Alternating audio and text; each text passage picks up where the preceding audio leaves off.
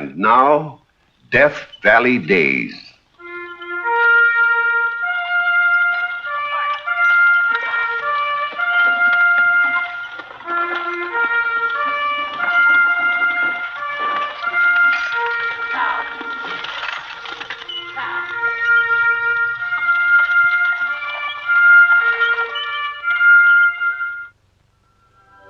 Howdy, folks.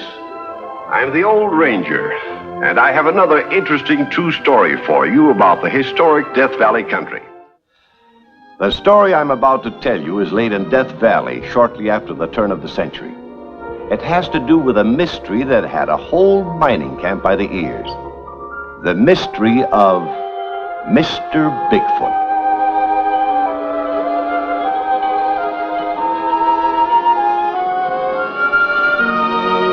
This obviously is not Mr. Bigfoot. This is Stubby Weeks, 5'5" in his high-heeled boots, company clerk at the Anniversary Mine, waiting to check the crew that's just coming off shift.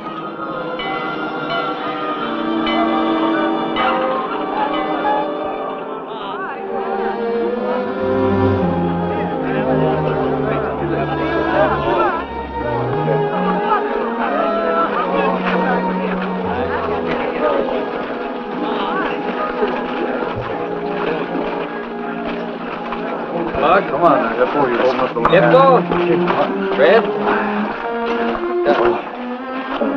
Always good with us. That's right. Hello. Hi, Bud. Yes, Bob? Hi, Mary. Hello. Hi, Stubby. Brenda, you in a hurry? I got something I want to show you. What is it?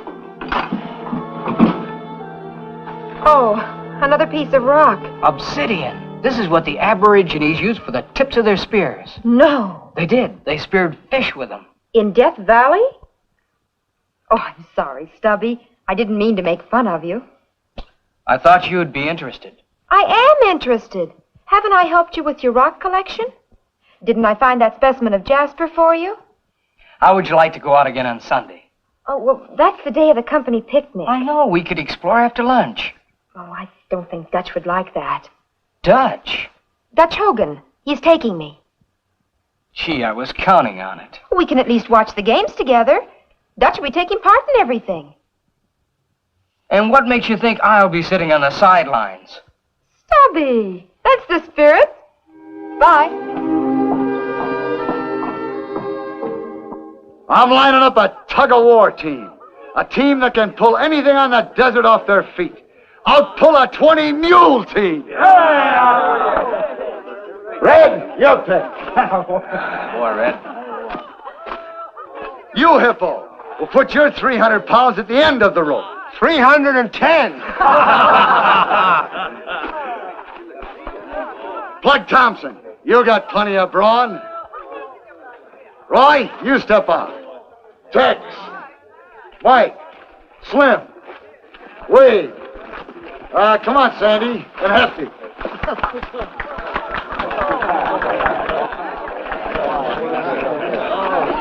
We're going to have to be good. We're up against a tough team.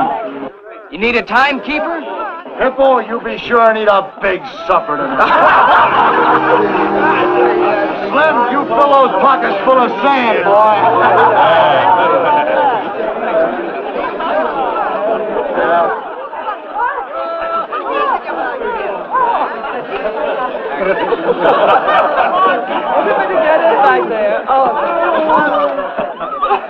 Come on, Stubby.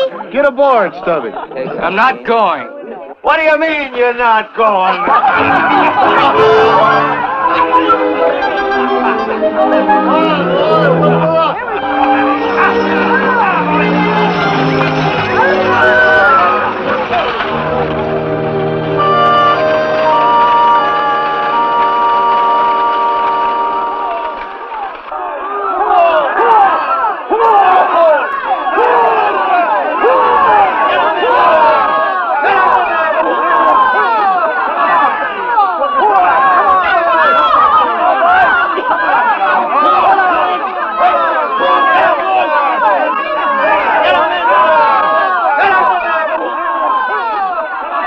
Isn't it beautiful? I made it myself. Chocolate. 3 layers. You know chocolate makes me break out. Well, you don't have to eat it. I made it for Dutch. It's his favorite. Oh, I see. Oh, Stubby, don't be so small. I can't help it. I mean in your attitude. I happen to care a lot for you, Mary. Well, then come on over and join in the fun. Don't stand here sulking. I'm not sulking. They're getting ready for the drilling contest. I'm not a driller. Well, you could come and cheer. I'm going to go hunt rocks. Oh, you've got rocks in your head.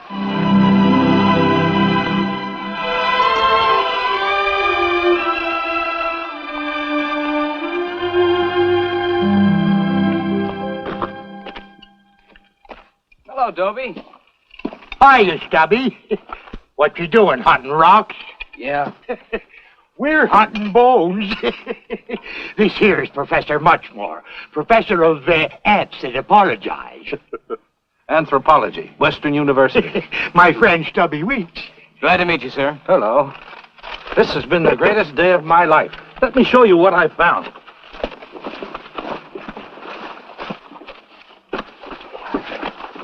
Looks like a huge elephant tusk. The ancestor to the elephant, a mastodon, a prehistoric animal that roamed this region during the Pleistocene age. Took the words right out of my mouth. Where'd you find it? Over in Shoshone, in some volcanic ash where they were mining. I found some teeth, too. What do they look like? You really interested? Oh, Stubby's a connector, too. Just mineral specimens. Oh, he knows Death Valley like a hog knows a hog water. Ever come across any bones? Nothing like that. But I could take you to some of the canyons I know. Well, I'm planning to camp here for several weeks. Good. Then someday when I have time off. Come anytime. Be glad to see you. Thank you, Professor. Sure, Stubby, come anytime. Dobie, match. Yes, sir.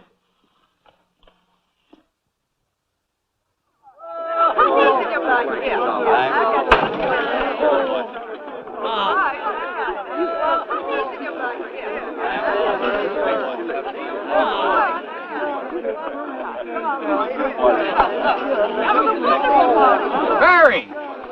What do you think? I met a professor of anthropology. You missed the game. He showed me the tusk of a mastodon. Dutch won all the events. And our tug-of-war team pull the others clean off their feet. It was this long, millions of years old. What are you talking about? A fossil. A fossil? While you were off looking at dead bones, Dutch was giving a demonstration of live muscle. The professor has invited me to come and see him again.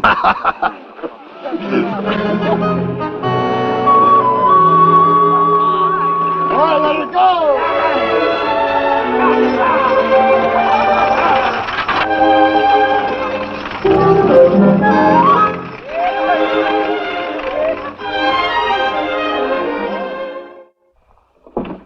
Gosh, that mastodon tusk is really something. It certainly is. I hope I'm not making a nuisance of myself coming to see you so often. Oh, not at all. It's a pleasure to meet someone who's interested.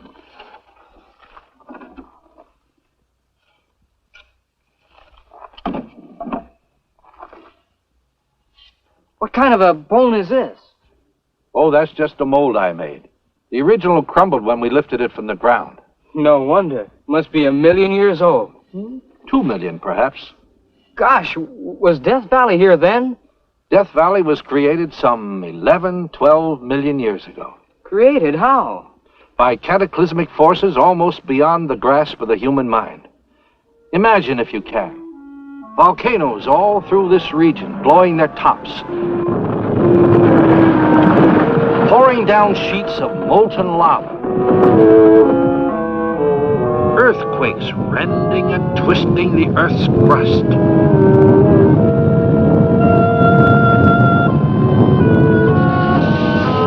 whole mountain ranges raised, a vast sink dropped down between them, Death Valley. Then floods pouring in, forming a great inland sea, hundreds of feet deep. Gradually, the waters evaporated and left a salt desert.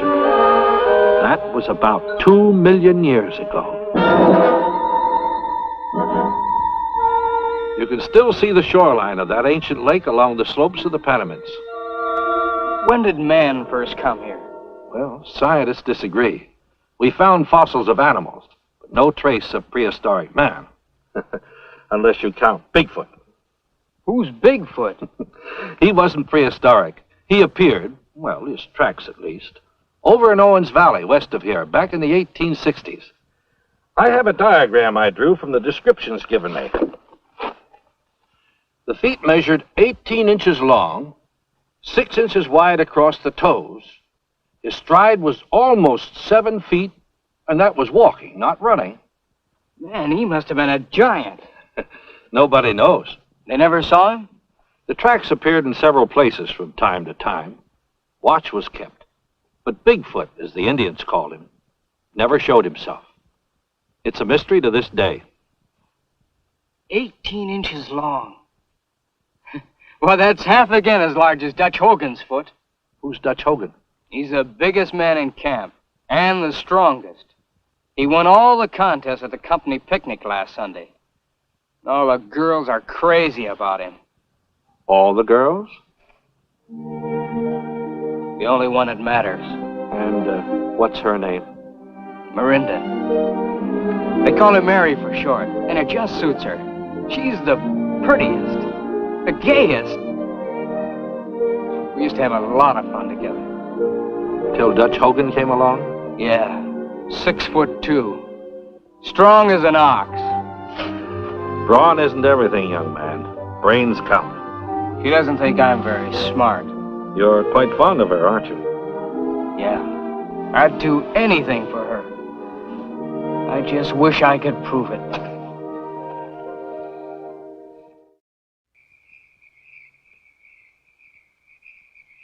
One time in a weightlifting contest in Rhyolite, I picked up 75 pounds in one hand and held it out at arm's length for 16 seconds.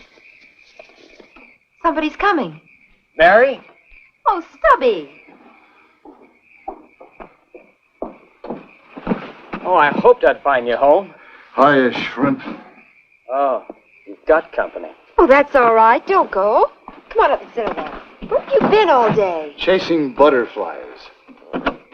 I went over to see the professor again. I sure wish you could have been there, Mary. She was enjoying herself here. He told me about a man over in Owens Valley who would make you look like a peanut. What? A man with feet 18 inches long. A stride as wide as his porch. A regular giant of a fella. Oh, who is he? That's the mystery. No one ever saw him. I didn't think so. But they saw his tracks and measured him. The professor did? Oh, no, this happened about 50 years ago. And the story's been growing ever since. It's true. The professor's got pictures. Photographs? Well, no, diagrams.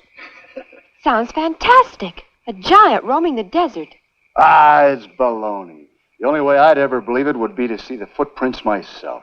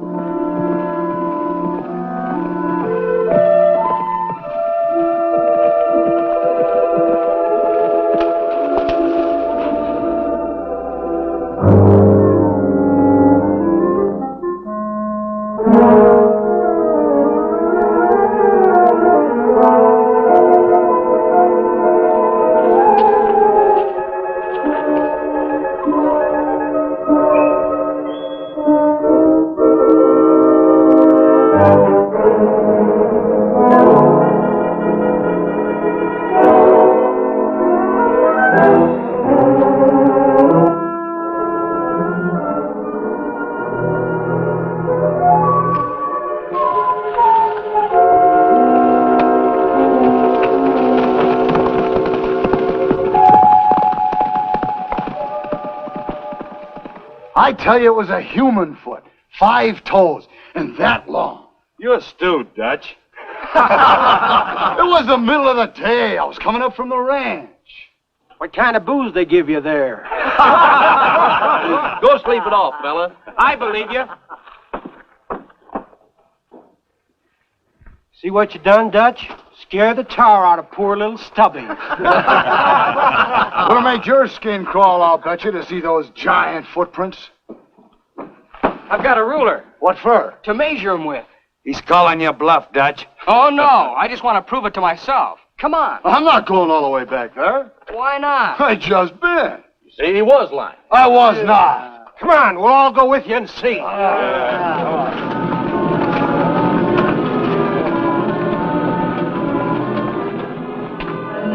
They were the exact measurements of Bigfoot's tracks.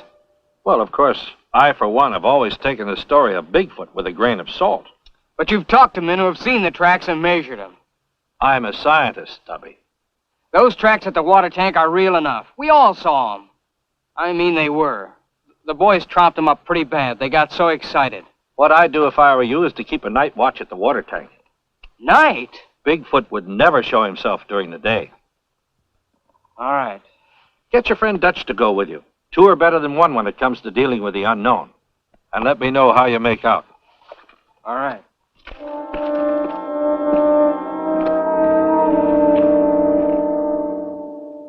Look, we saw those big footprints, didn't we? Sure, but I still don't believe in no giant being on the loose around here. I read in a book once that a giant was 20 foot tall. He could pick up a horse and carry it away with him. Dutch! That was all around the old glory hole. You know the one just as you come up from Furnace Creek Wash? What was all around? Those big footprints. You could see them plain, all around in the mud. Gracious, maybe the glory hole's his hideout. Yeah, maybe it is, Red. Maybe it's a good place to hide out. How big were the footprints? Well, I didn't stop to measure them. All I wanted to do was get the heck away from there. But they was huge, a good 2 feet long at least. Yeah, see what I told you? I guess you think there's not a giant around here now. Gotta be something. Hippo was doing assessment work down near that old glory hole when he saw them. Fresh footprints, at least 2.5 feet long and a foot wide. Oh, Mrs. Tim, how awful. I can just see this giant, 30 feet tall, stalking around with a great club in his hand, dressed in the skin of wild beasts.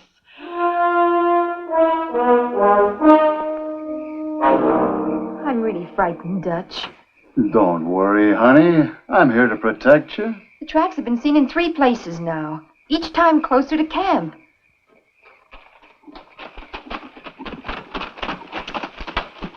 Is Dutch Hogan here?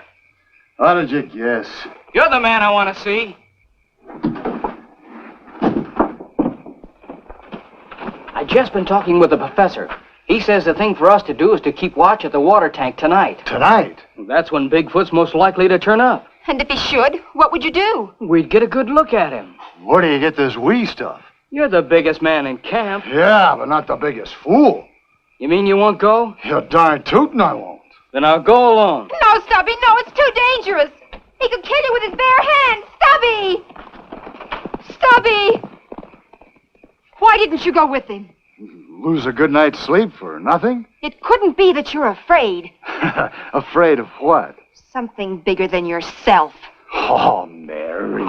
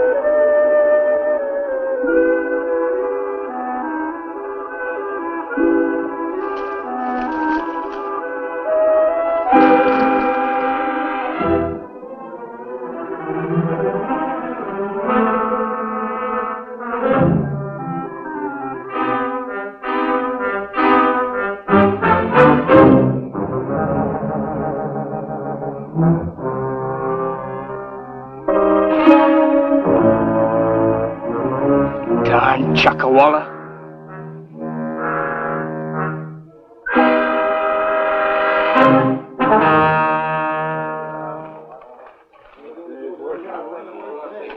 Hey, Stubby.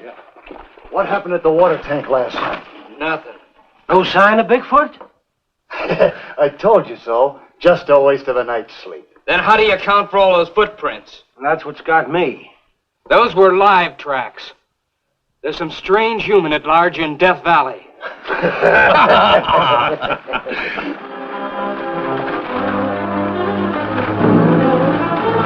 What's the matter with Joe? He's driving like the devil was after him. Come on, let's see. And there he was, tore a limb from limb. Boy, I never seen anything like it. Never saw anything like what? The carcass of a mountain sheep I saw on the road coming up here. Boy, whatever attacked that thing sure must have been fierce. Bigfoot. Bigfoot sure must be a powerful guy. Sure gave me a start. Boy, at least.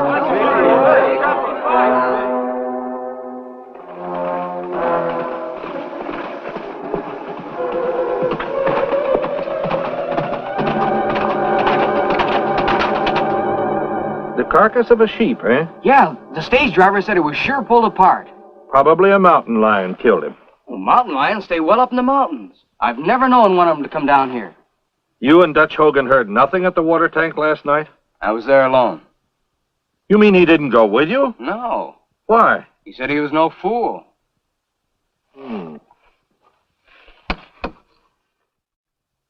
Now that the creature's tasted blood, there's no telling. Mrs. Tim, don't say that. I declare I was most afraid to walk over here alone this afternoon. I'm scared, too. The only person who gives me any courage is Stubby. Stubby, I thought it was you and Dutch. Oh, Dutch is just a big blowhard. Why, Stubby's got more courage in his little finger than Dutch has in that whole great hulk of his. Well, so now it's you and Stubby. Maybe. What do you mean, maybe? I've got such an awful feeling that something's going to happen to one of us.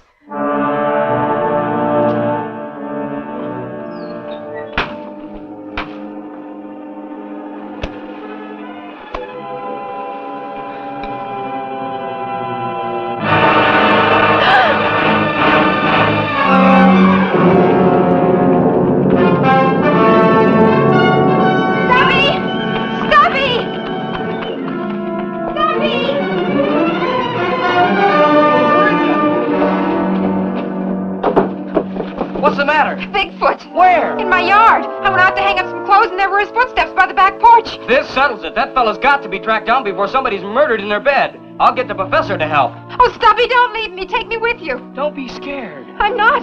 When I'm with you, I feel perfectly safe. Isn't that funny? I don't know why it's funny. I'd protect you with the last ounce of strength in my body. My last breath. I'm sure you would. As long as we both live. Will you let me, Mary? Stubby, are you proposing to me? Oh, what a time to pick. When I've got him on my mind. Dutch? Oh, no, I'm all through with that big coward. Then who? Bigfoot!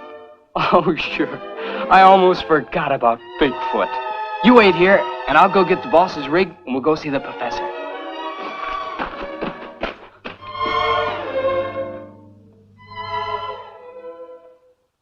Can you imagine the shock to see those footprints right on our own doorstep?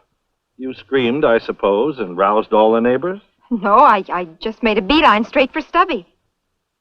Well, I know, sir, that as a scientist, you haven't taken too much stock in Bigfoot. But the time has come and we've got to take action. I'm not going to sit by when my future wife's safety is threatened. Stubby. I didn't mean to tell. It just came out. well, I knew it the minute I saw you two together. You were going to be married. Might as well admit it. Well, while we're admitting things, I too have a confession to make.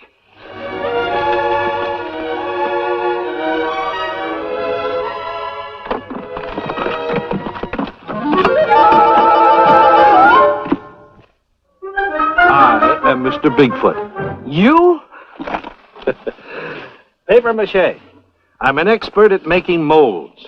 But why? What's the idea? A practical joke. No, I was conducting a scientific experiment to prove that a man's courage is often in inverse ratio to his size. And it worked. Bless you. Thank you, Professor. Gosh, I don't know what to say. You know, I never knew Cupid had such big feet.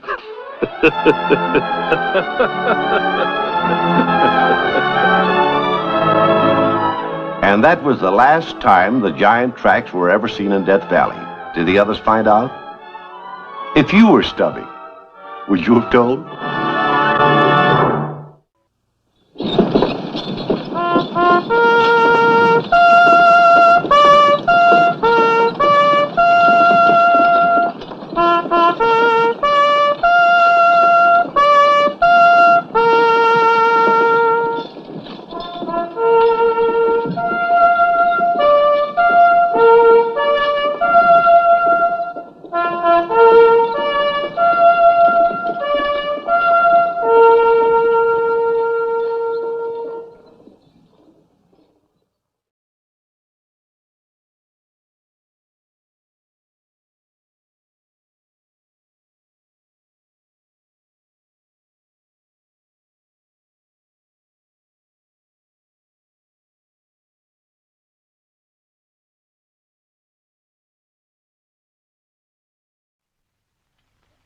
And now, Death Valley Days.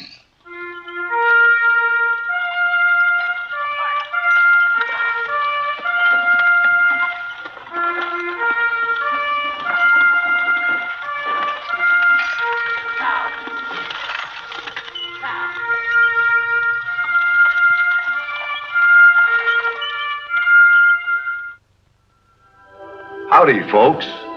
I'm the Old Ranger, and I have another interesting true story for you about the historic Death Valley country.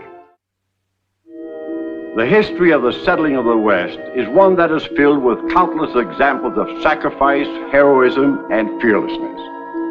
When it comes to human endurance and courage, I don't know any story that gives a better example than this one, which happened back in the year 1867. I call it the capture. Hiya, Charlie. 6. Don't forget, after 20 pushes, it's my turn. All right, but you've got to swing me higher. Somebody's coming. Can you see who they are? The Indians! Comanches, quick, come in the huddle!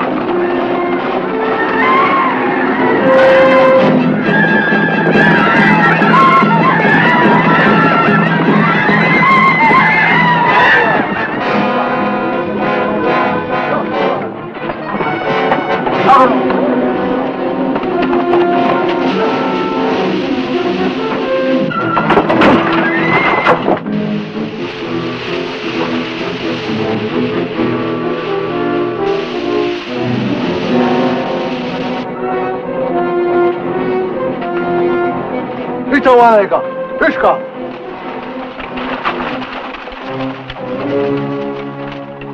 Nun.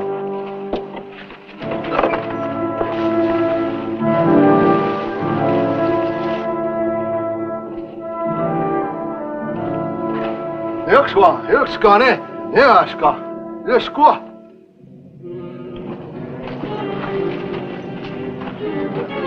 Hello, Teresa, Elkoa, Konneke. Elkoa, no, Zugaye.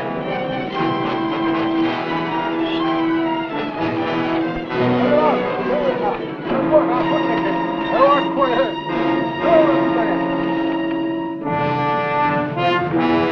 Elkoa, no, Zugaye. Asuka,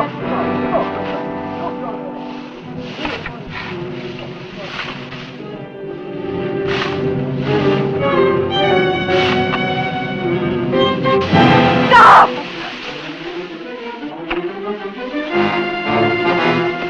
No, no, no! Leave them alone, please! No, leave them alone!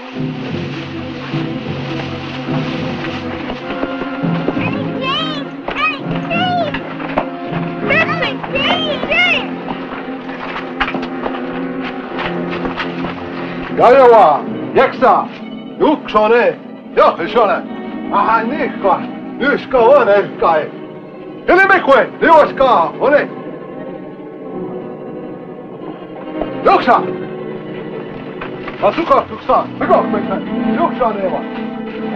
Charlie! Charles! Auntie Jane! No! Don't take the children!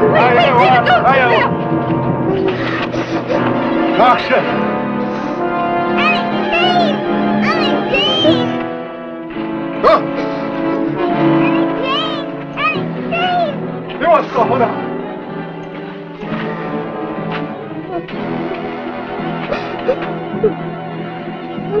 Bueno, ahora.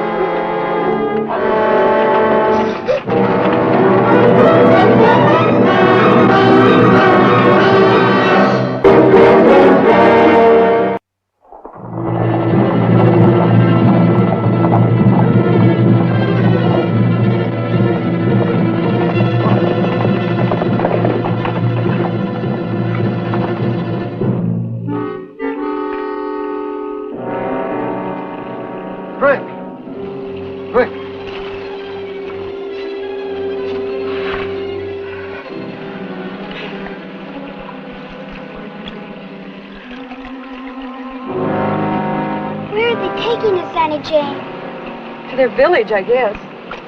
What'll they do with us when we get there? I don't know. Right. I can't ride any further, Annie Jane. I'm too tired. Me too. I know. So am I tired, but we must be brave and not show it. If they think we're too weak to go on, they'll kill us. Come on.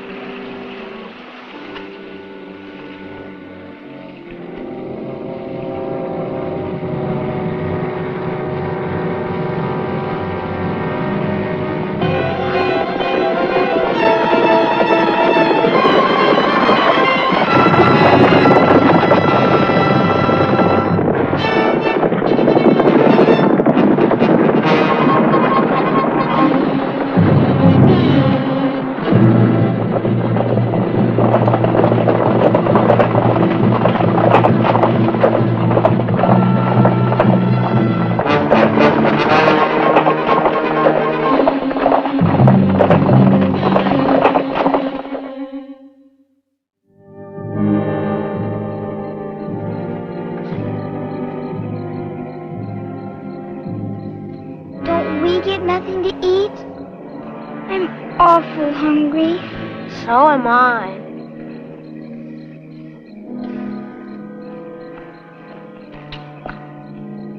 Children hungry, want food.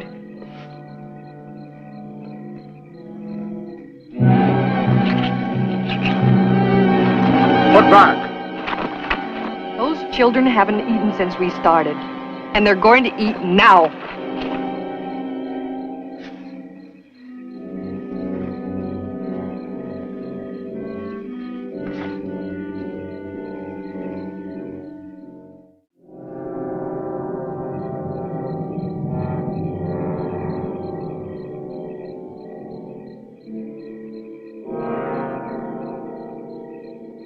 Charlie.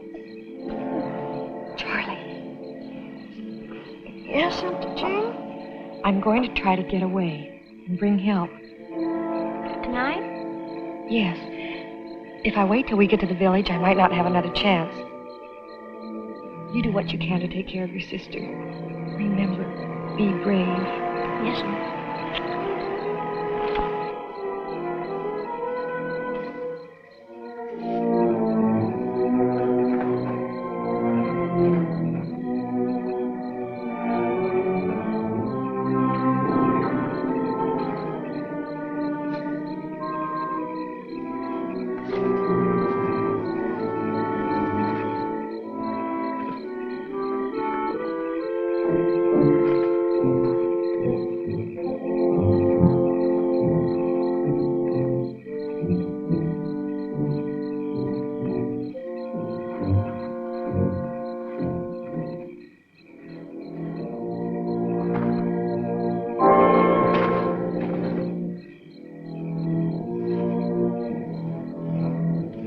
Get more wood.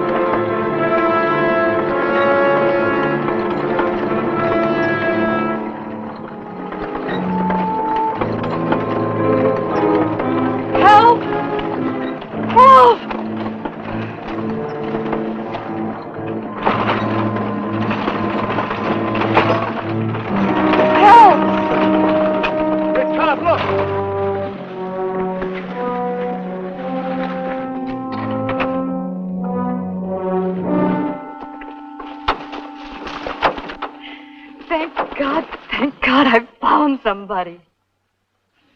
Please, you've got to help me save them, please. Oh, take it easy, lady. Take it easy now. Hurry. Who is it you want us to save? The Babs children. Please, the Comanches have got them. They raided the homestead at Big Bend and carried us off. Big Bend? Why, that's 4 days hard riding from here. This is the Santa Fe Trail. You say they grabbed you, too? Yes. I got away 2 nights ago. I've been riding ever since, trying to find help. Big Bend. That beats anything I ever heard. It sure does. Well, no wonder you're plumb wore out. You come on over here and get some rest. We'll get some food in you. No, I've got to save those children. Please, help me. Well, we sympathize with your problem, ma'am, but the fact of the matter is we can't do nothing about it. You won't help me? I said we can't help you. We got lots of women and kids aboard this wagon train. If we take enough men to go after them Comanches, we won't have enough men left to protect our own. That's the plain truth, ma'am. We'd sure help you if you could. Fort Zara's just a couple of days up the trail. Thing to do is join up with us till we get there, then let the soldiers handle it. Oh, a couple of days could mean life or death for those children. If you'd give me a fresh horse, I could ride on ahead and save lots of time. Oh, all right, lady. If that's what you want, you can take mine. Oh, thank you.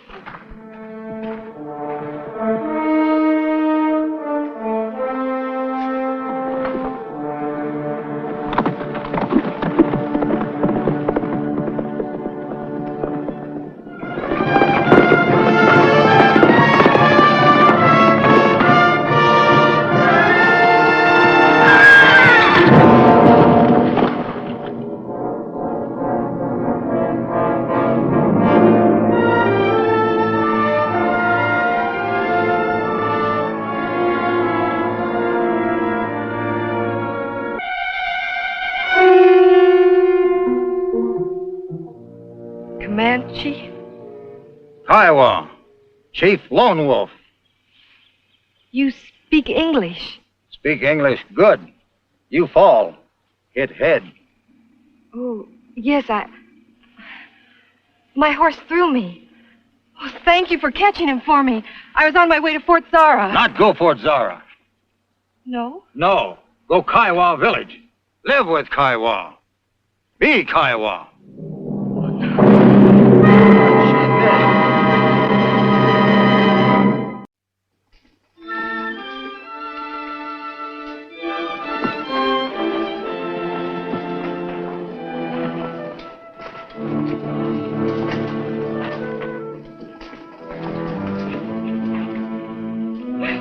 Bring food. I don't want it. Need food. You eat. I'm not hungry. You eat.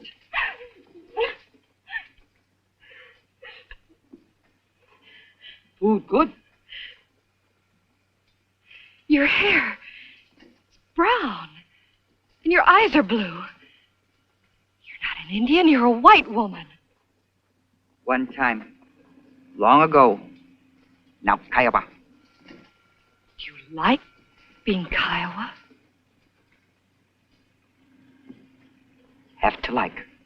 But you don't really like it. Please, help me. The Comanches have 2 little white children held prisoners. I've got to get word to Fort Zara so they won't be forced into a life that they have to like. Eat.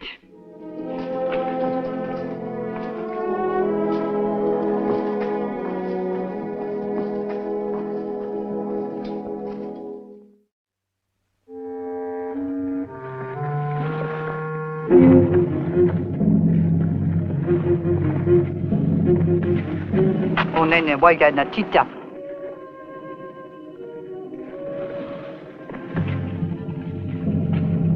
Come. Where are we going? Lone Wolf say bring you his teepee.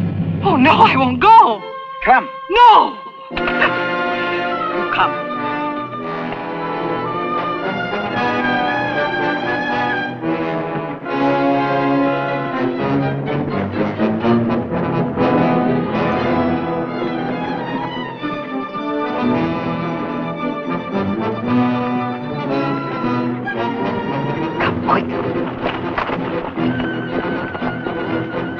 Get on horse.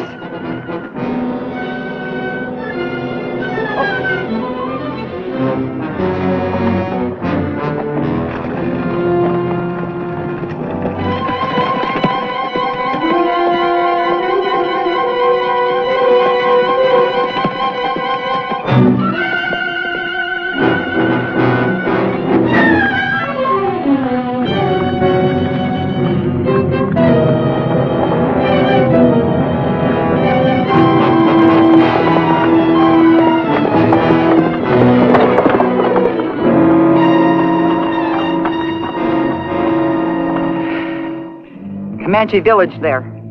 Other side of mountain. Comanche village? I thought you were taking me to Fort Zara. You go Fort Zara? Please. Get soldier right on Comanche. Oh, yes. Soldier come, save children. Yes. No. Comanche scouts see soldier come. Make signal. Comanche kill children, bury in ground. Soldier come, no fine. Fort Zara, no good. But what can we do? Wait for sun, go down. Well, wait. I make you a Comanche. Comanche?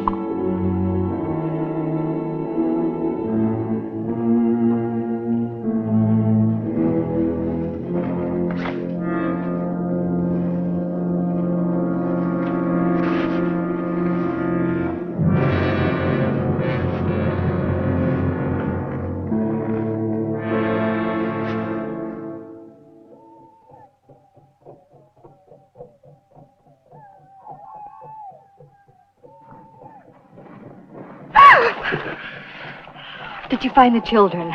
No, but they are in village. What's all that drum beating? Comanche raid trading post. Get much whiskey. Have celebration. We leave horses here. Remember place. Big rock. Remember. Be sure. I'll remember. Come.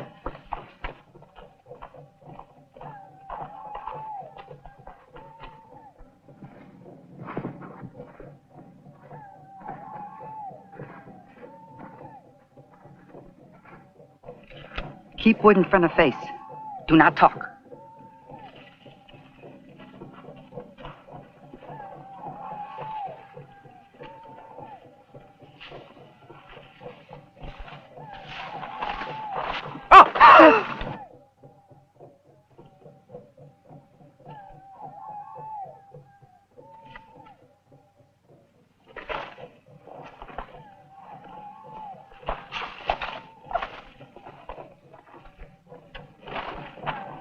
What did he say? He say it is late to get wood. I say if burn fire late, must get wood late.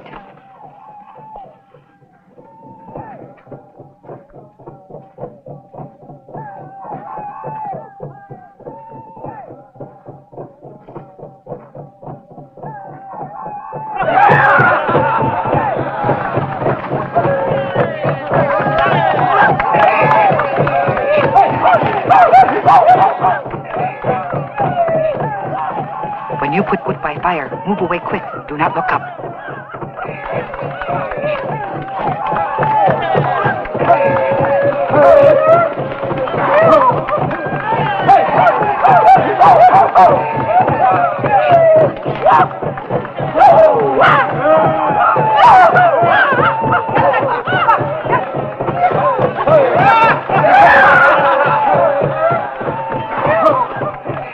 Which teepee are the children in?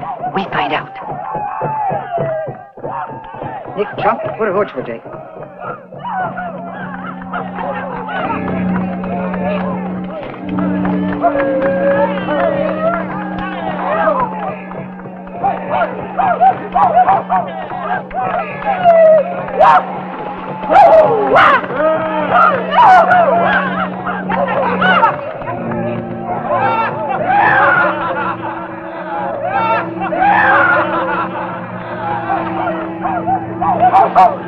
Nick Trump, what a horse for Jake.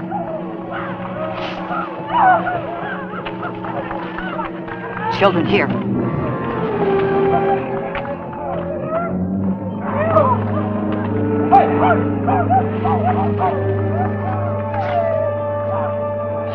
Don't be frightened. It's me, Annie Jane. Annie Jane! Annie Jane! You come to take us away? Yes. Put shoes on. Get ready.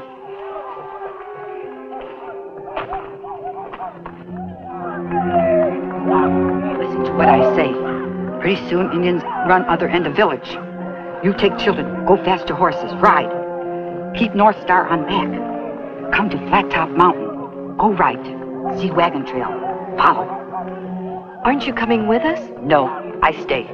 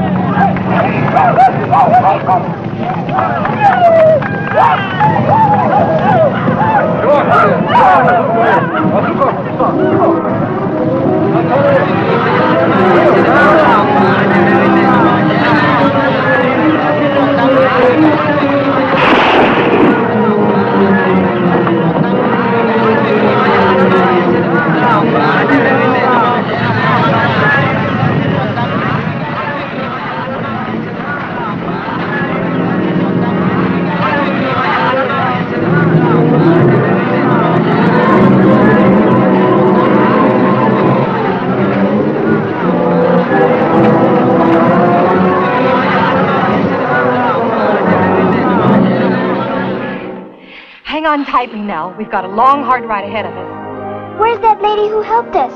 Isn't she coming? No, she's staying here. But we'll never forget her.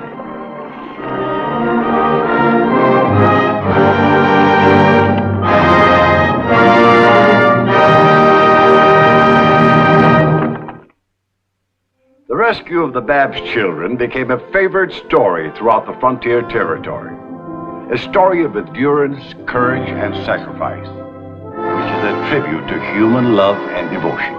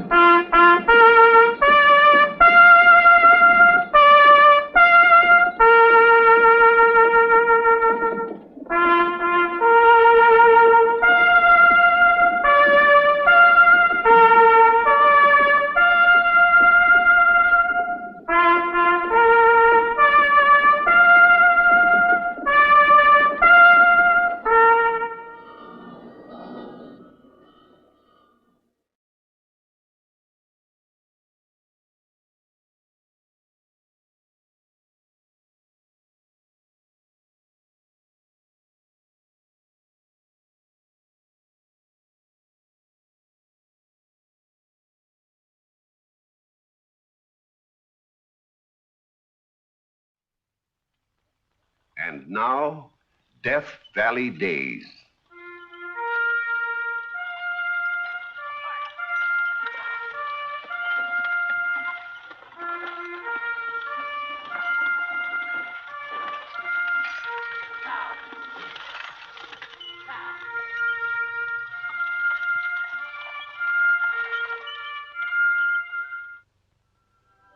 Howdy, folks.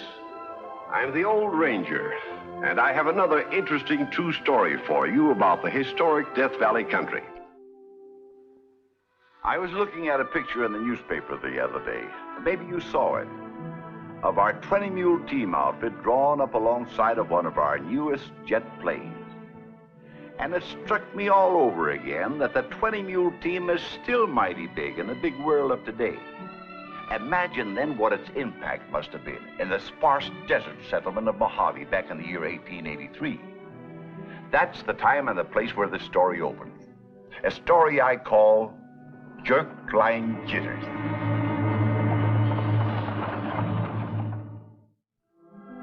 This man is Len Keeler, long line skinner, who drives one of the big teams on the long haul between Mojave and Death Valley.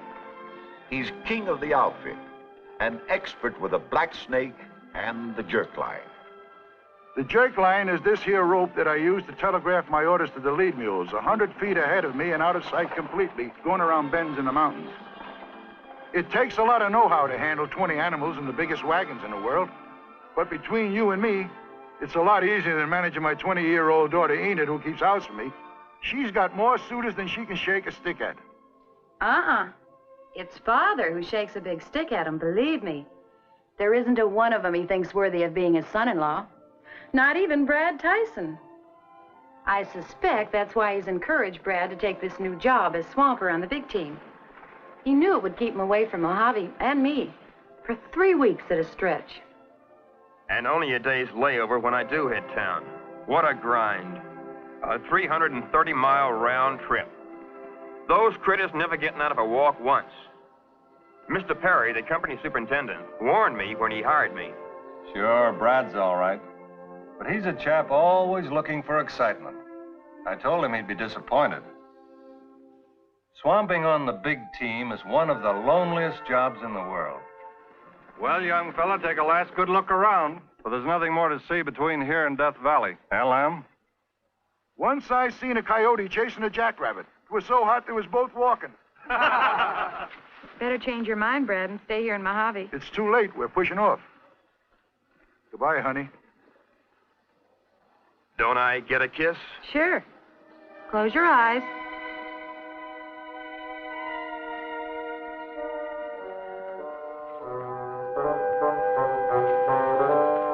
Why, you... Hey, come aboard! Coming.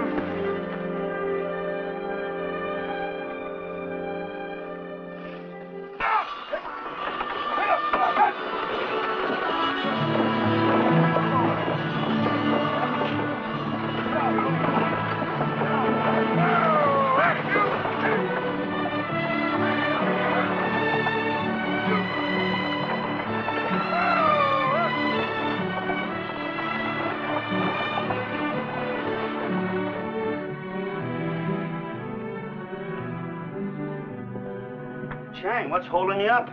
The men are waiting to hear the dinner bell.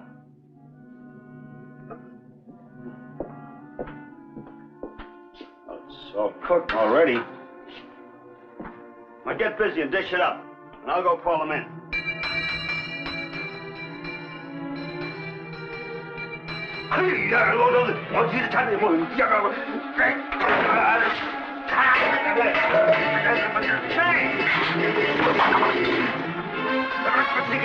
Shane! What's wrong? Shane! Now, what's you think it's all right, Shane? Everything is all right now, Shane. Okay. What in thunders? Poor man with loco. The desert does that to some people. Shall I tie him up? No, he's quiet now. I've noticed he's been acting queer lately. Kind of morose and suspicious. Yeah, too much desert.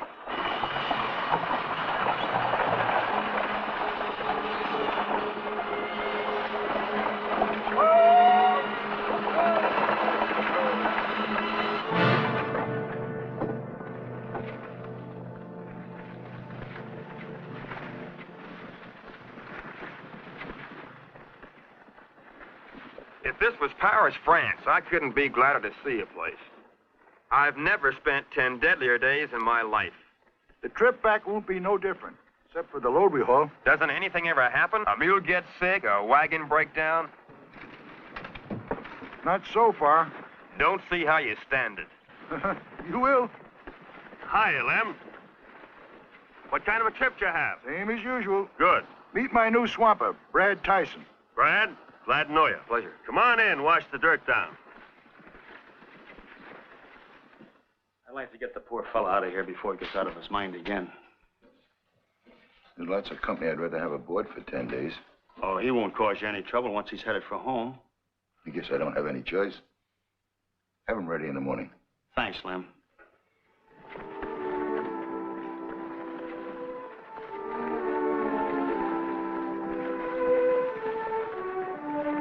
All right, Chang, alley-oop. I'll toss your bundle up to you. Chang, you'll take a nice trip back to Mojave. All right, Chang, all right. Now, you take it easy. Get up aboard.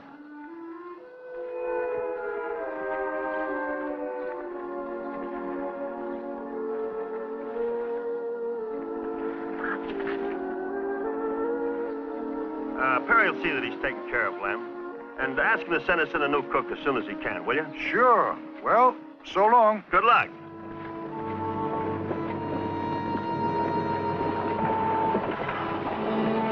Did you check the kitchen knives? Yeah, he's not armed. They won't have any trouble with him. I hope.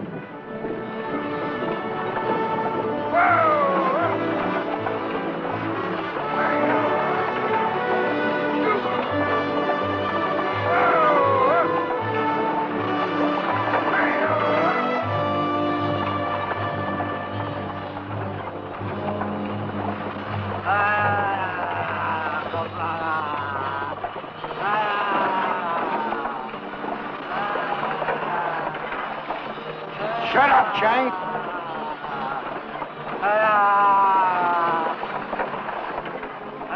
Shut up, Chang. You're disturbing the animals. Will you cut it out?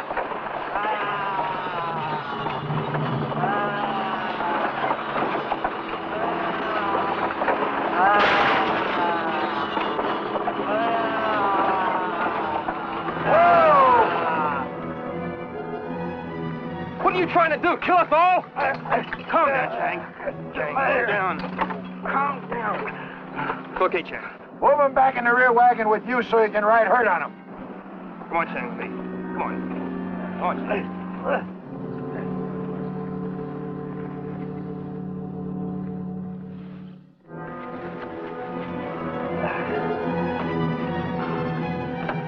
There now, you feel better, don't you?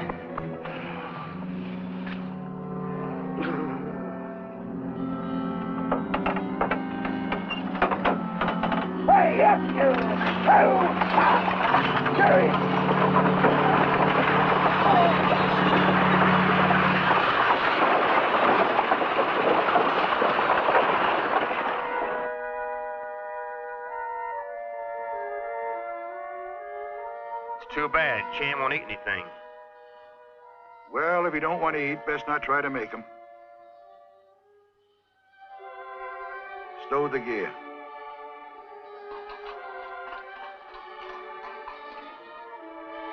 Chang, come on. Get aboard. Chang, we're leaving.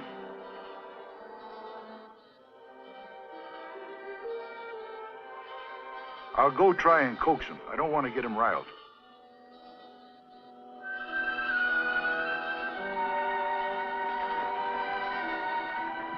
Come on, Chang. You want to get aboard the big wagon, ride topside? You're a good fella.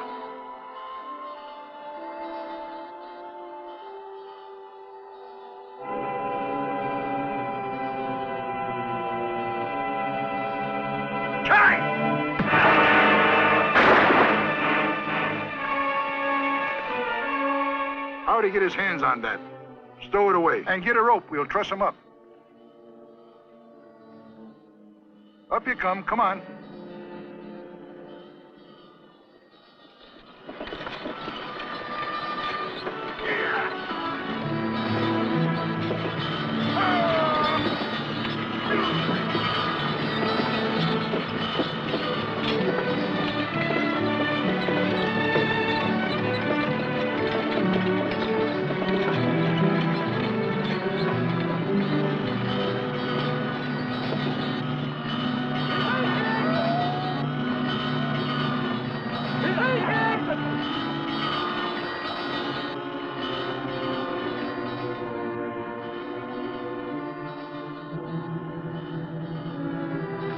Quick!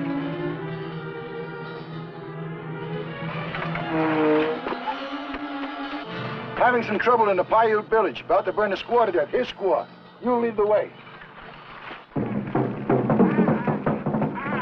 Stop it! Put that fire out! Stay away, white man!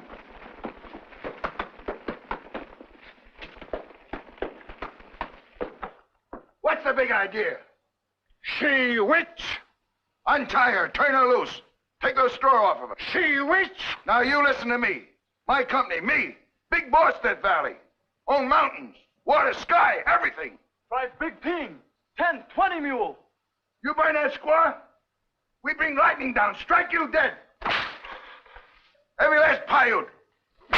Now turn her loose, savvy? Turn her loose.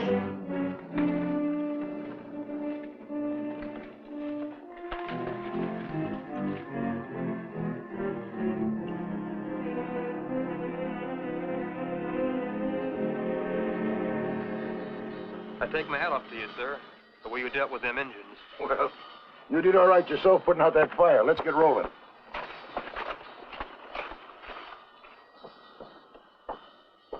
Hey, our passenger's gone. What? Yep, rope and all. Well, he couldn't have got very far. Take a look on the other side. Chang! Hey, Chang! Chang, where are you? Chang! Hey, Chang! Chang! Chang! Confirm you, Chang! Answer me!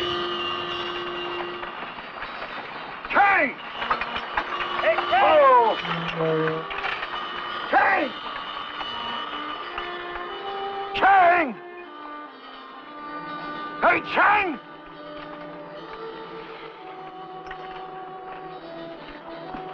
There's no sign of him. Well, he's got to be around here someplace.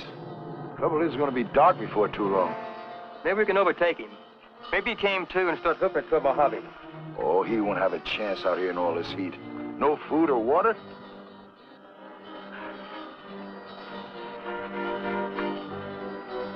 It's my fault, sir. I should have tied him up tighter. He was put in my charge. I'm the one who'll be held responsible. Have to answer to Perry. Well, tell him the truth. Tell him what to say for squaw. And who else the company employed? Perry himself hired him. He's going to take a pretty dim view of the whole matter.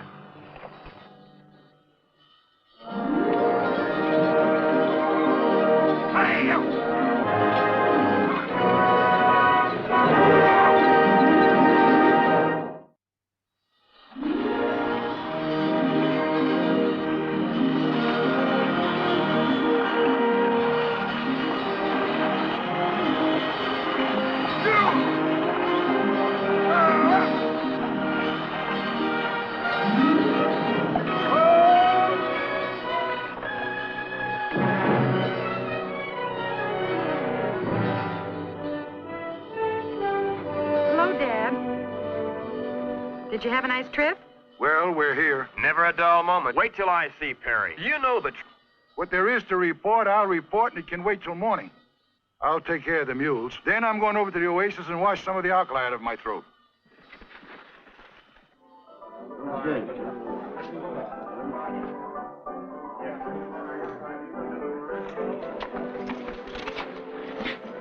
Deal me in.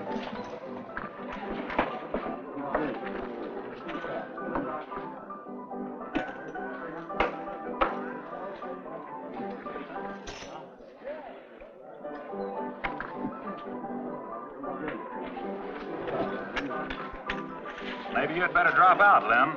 This ain't your night to howl. I'm sticking. You ain't got a Chinaman's chance. You make another crack like that, Come on. Come on, put up or shut up. I'll dig 'em.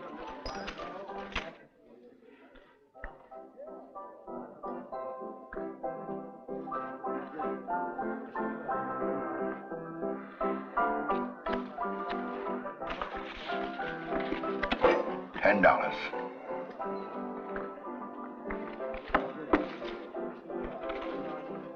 $10. 20 more.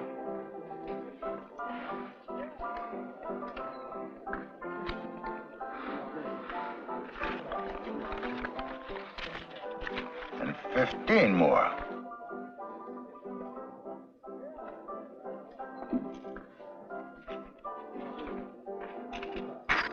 And 20 more. Will you take an IOU against my next month's wages? Sure. Sure, fancy. Waiter, bartender. I owe you 70. Lemon.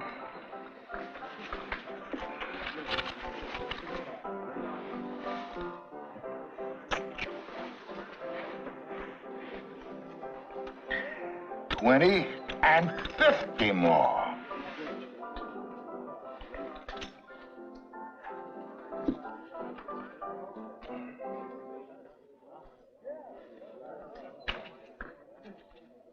I raise you 50.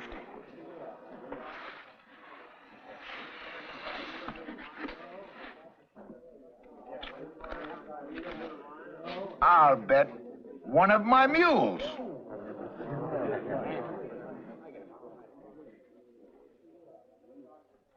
That covers your mule, and I raise you 100.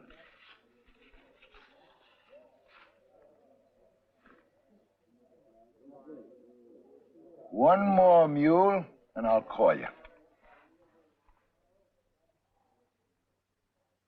All right. What do you got? Oh. I called you, but I'll show 'em to you.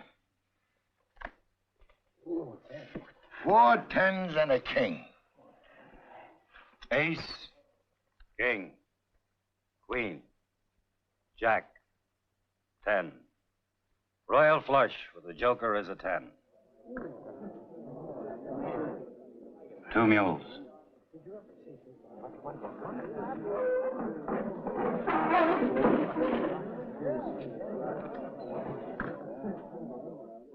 Big house in Los Angeles.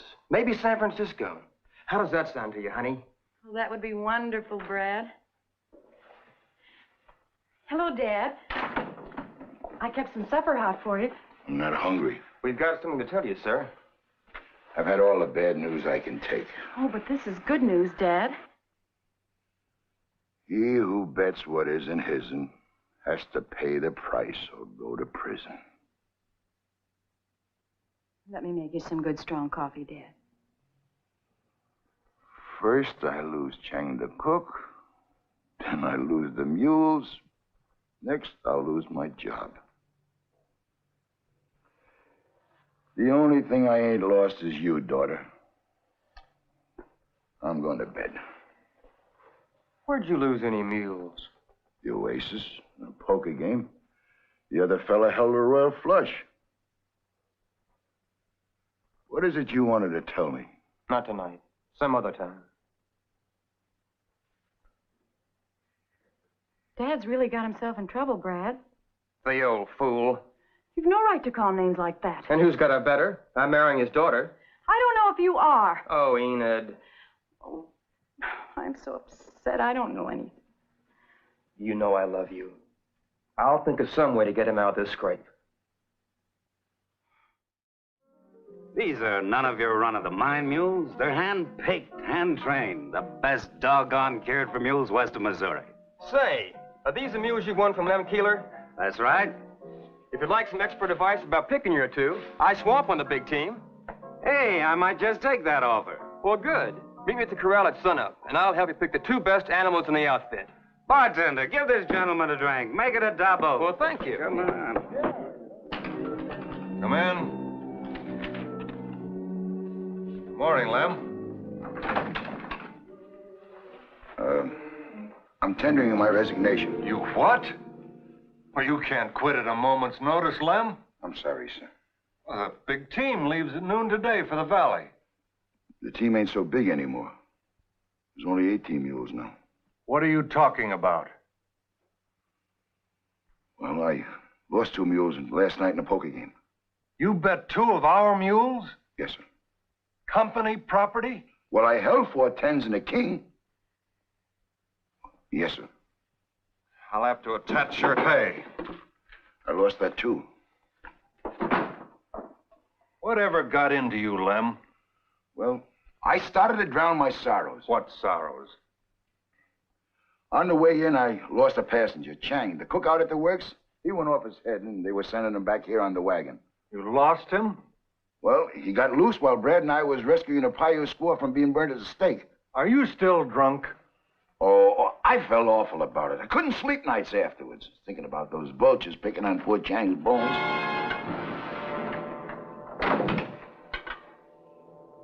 Chang! Suffering snake bites. Where did he come from? How did he get here? He got here in my buckboard. While you were away, I had to make a quick trip out to the Armagosa plant. Took a shortcut. Found Chang wandering in the desert, dazed, incoherent. Picked him up and brought him back. Simple as that. Well, everything is all right after all. Except for 2 mules still to be accounted for. Oh, yeah. I forgot about that. Who'd you lose them to? Harvey Pierce. Oh, the meanest man in Mojave. Did he collect? He said he was going to pick him up in the corral this morning. Now, this one here is the leader. They're picked for their intelligence. But, Tina, what's the matter with you?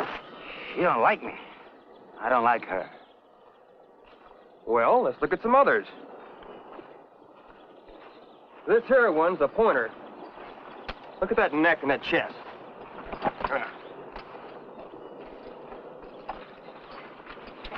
Hey, all right. She's really vicious. Well, let's look at another one.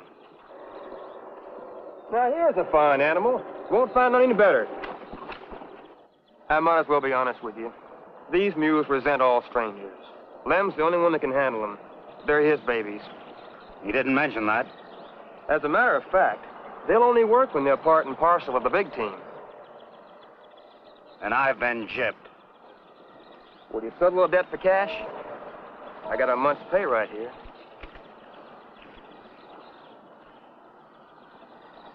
Take him.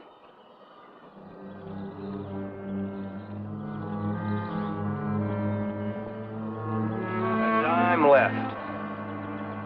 Hey! You earned it, Cap.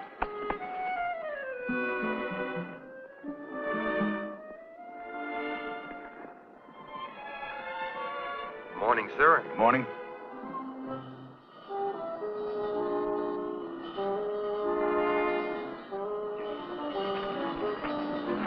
Two, 4, 6, 8, 10, 12, 14, 16, 18, 20.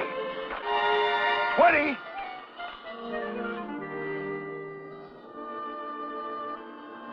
Well, young fella? Yes, sir. Just taking a last good look. How will I ever bear it not seeing you for 3 whole weeks? This may be my last trip. Hey, Hey, now, you're not going to resign. I was thinking of it, sir. This is no job for a married man, swamping on the big team. And besides, I don't know if I can stand the monotony. Goodbye, honey.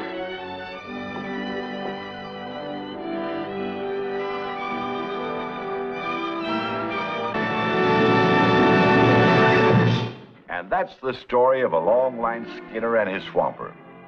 And if any of you folks know the origin of that word swamper, I wish you'd let me know.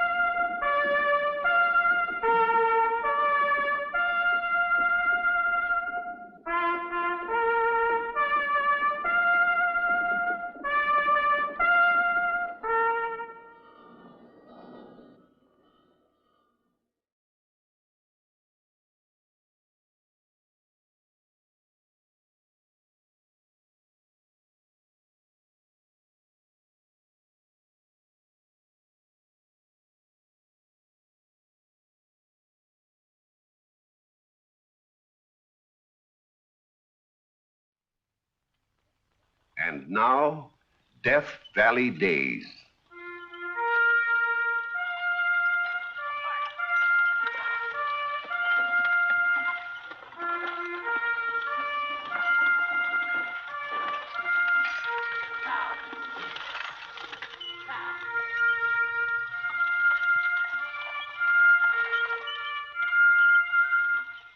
Howdy, folks. I'm the old ranger, and I have another interesting true story for you about the historic Death Valley country. If some high mucky muck from the Society Islands way out there in the Pacific Ocean hadn't ordered himself a gorgeous red fire engine, you wouldn't be hearing this story tonight. It's laid in the famous gold camp of Columbia, California, and it's called Little Pepe. Twice in its short lifetime, the town had been completely wiped out by fire.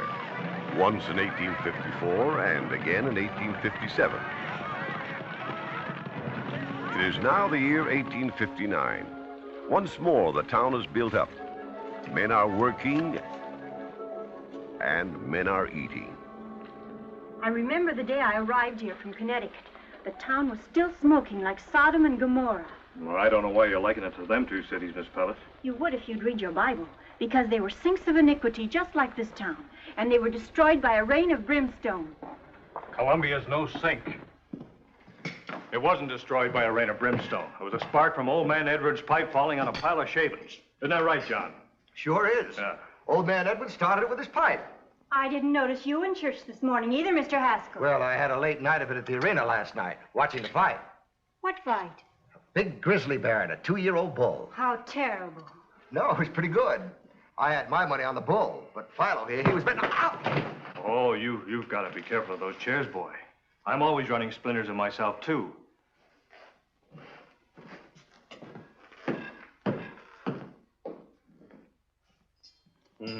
Peach cobbler. Nobody makes peach cobbler like you, Miss Pellet. Fight between a bull and a bear. I think it's positively heathenish. And you pretend Columbia's no sink of iniquity. Man has to have some diversion. A town that has 30 saloons, 4 breweries, and 143 faro games. Layout is the term. Faro layout. Now, if I had a wife and a home... You'd better reform first. You mean if I will, We've been all over that before, Mr. Clark. Oh, but women do change their minds sometimes. I have no intention of marrying. I might be leaving Columbia pretty soon anyway. You're moving away? Where to? Sonora, maybe. Sonora? Why, Sonora isn't half as rich as Columbia, nor half as big. Size and wealth aren't everything, Mr. Clark. There are the finer things of life. Just as a matter of zoological interest, who won, the bull or the bear?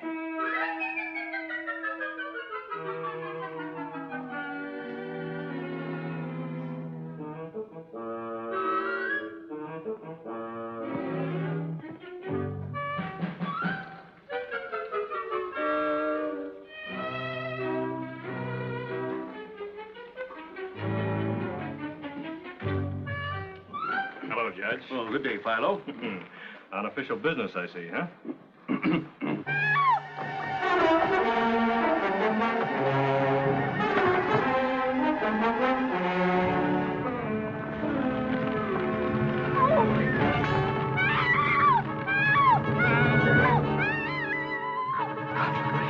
Conflagration! Conflagration! Conflagration, heck, it's a fire.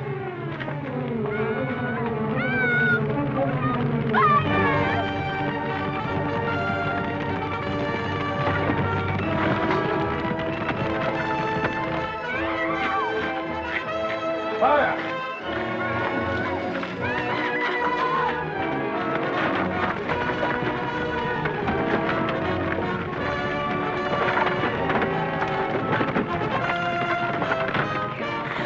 Now, don't get excited. That's right. Scatter those flames and stamp those boxes out. Gangway! Gangway! Is that a pail of beer, Tom? Sure is, Judge.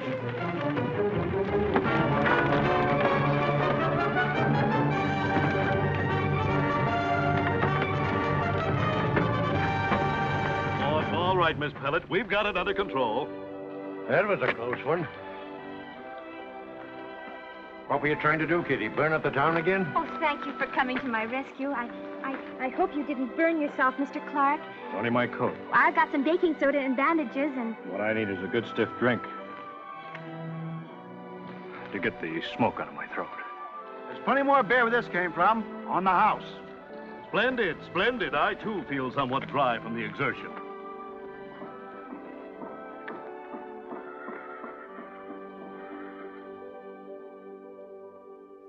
Twice now this town's been wiped out by fire.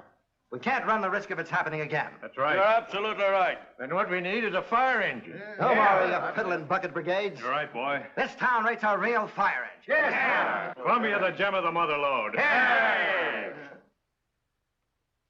I don't care what she said. But a fire engine will cost a lot of money. Well, we'll raise it. I'll start the ball rolling with $100. Here's 50. Here's another 100.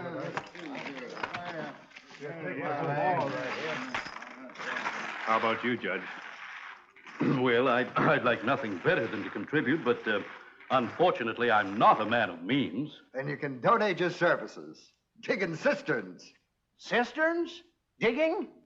Me? We'll need a lot of water for our engine. This time we'll put you to hard labor, Judge. But you haven't got your fire engine yet. You'll have to order it from back east. Why? Take at least a year. Might be something in San Francisco. If anyone had the time to go up there. Well, I'll go. Good. I'll be only too glad of an excuse to get away from here for a while. I'll take your stage out today. That out, boy, Philo. We're counting on you, Philo. I'll do my best, boy. Bye. Bye. Bon voyage. Take care of the money. You bet I will. Is Mr. Clark going away? Mm-hmm. Going to San Francisco. He must have decided very suddenly. I was talking to him only this noon.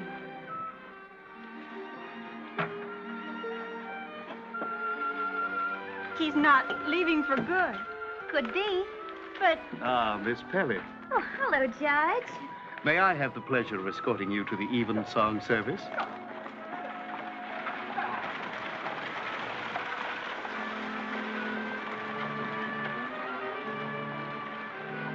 Miss Pellet, I'm sorry. What did you say, Judge?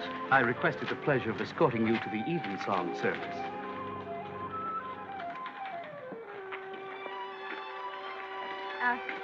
I'll go with you, Judge.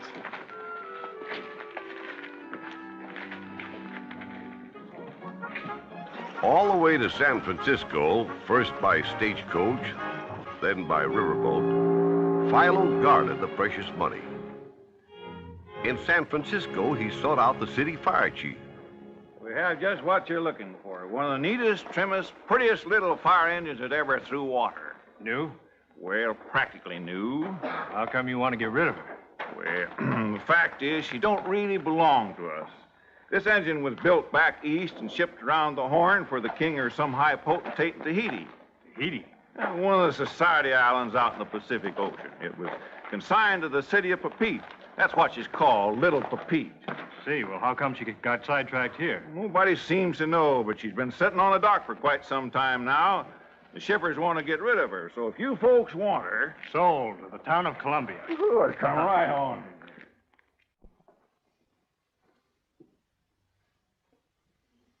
A mining camp is no place for a lady unprotected. If she's a lady, she is protected. Yes, but what I mean is that... Philo. Mr. Clark, Oh, hello, Miss Pellet. You've been away. San Francisco. Business? Well, now it turned out to be pure pleasure. You bring any pictures of her, Philo? No, but she'll be coming down before long. You can see her for yourself. Who is she? Little Pepite. Miss Pellet, I'm still waiting for my coffee. Oh, she's a sweetheart. He said she was supposed to go to the king of Tahiti. She must be a beauty if the king wanted her. Wonderful color, I understand. Brilliant. But it isn't just her color. It's her lines. Graceful, eh? Like a swan. I trust she knows how to cook. This lady whose charms you were just describing, Miss Pepite.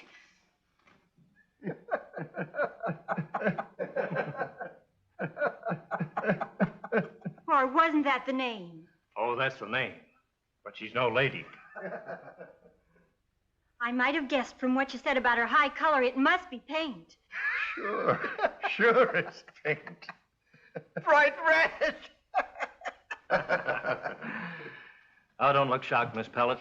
Pepita's a fire engine. A fire engine. Didn't I tell you that Columbia was the up-and-comingest camp in California? It must have cost a fortune. We all chipped in. Well, Philo here gave $100. Mr. Clark, you throw your money around like that and you'll... Why not? There's nothing else I have to save it for. I can't think of anything I'd rather spend it on than little Pepite. Oh, she's a sweetheart. They were good showmen, those men in early Columbia. They sneaked Pepite into town one night unannounced, hustled her into her new quarters, and kept her there behind locked doors until the day when the public was to have its first glimpse of her in all her glory.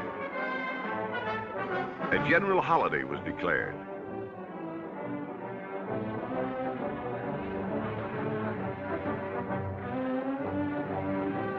Ah, Miss Pellet.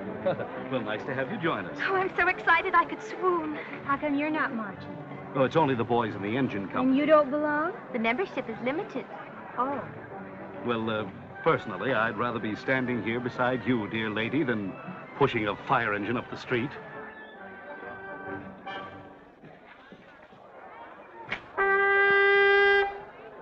Citizens of Columbia, and those not so lucky, it is my proud privilege and pleasure to unveil to public gaze Columbia's first modern piece of firefighting apparatus. And here it is, Little Pepite.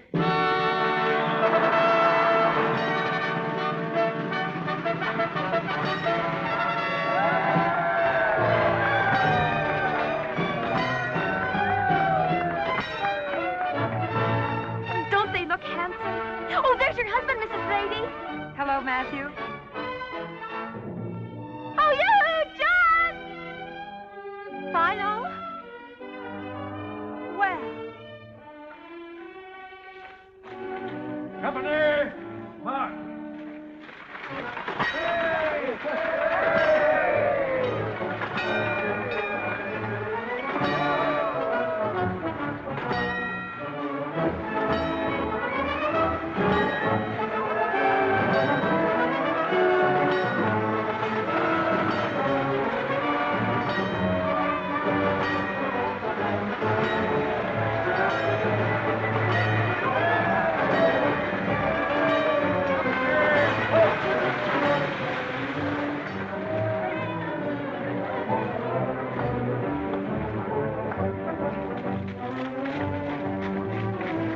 Ladies and gentlemen, we are about to demonstrate that Little Pepite is not only a thing of beauty, but an object of practical and vital use that can throw a stream of water equal in volume to 1,000 men with buckets.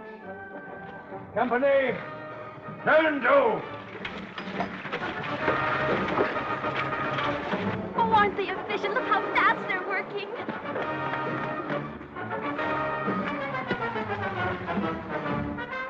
All right, start thumping.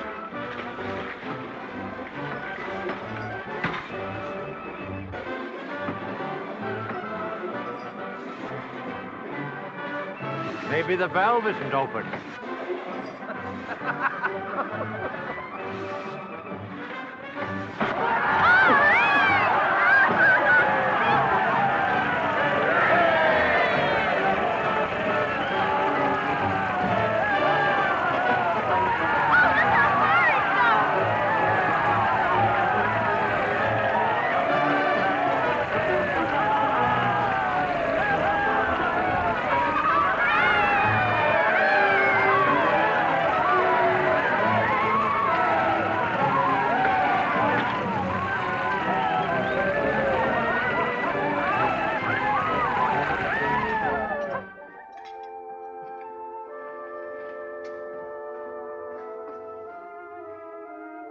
You'll die of dyspepsia, Father. You boat your food like that.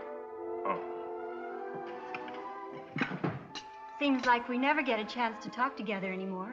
Oh, I've been busy. I got a lot in my mind. Nothing troubling you, is there? Well, I suppose I shouldn't get my hopes up. Why not?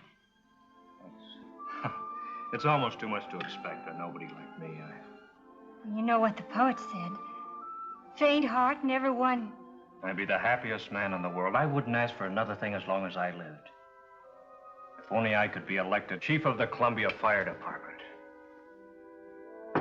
Well, I've got to get going. But you haven't had your dessert yet. I made peach cobbler especially for you. Can't wait. Engine company meets at 7. Again? But you had one only night before last. Oh, that was business. This is social. Oh, will there be ladies present? Only little Pepite, bless her. The way you men carry on about that fool engine, like a bunch of boys with a new toy. Pepite is no toy, I assure you, Miss Pellet. Pepite is the latest in firefighting apparatus. Why, Pepite... Pepite, I'm sick of the name. It's all I've heard for weeks and months. You can't talk about anything else or think about anything else. Why, you can't even sit down and eat a decent meal anymore because you're so anxious to get back to that fool engine and polish her brass and stroke her paint and admire her shape. That's twice now you call Pepite fool, and I won't stand for it. I put up with your criticisms of me and my friends.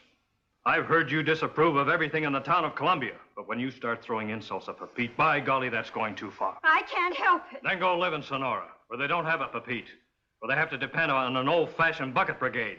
Go on, live in a town that burns down regular. See how you like it.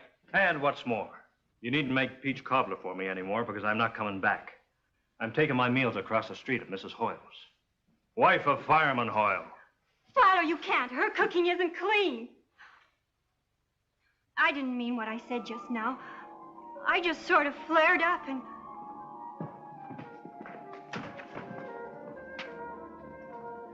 Where's he going in such a hurry? Oh, another meeting of the engine company.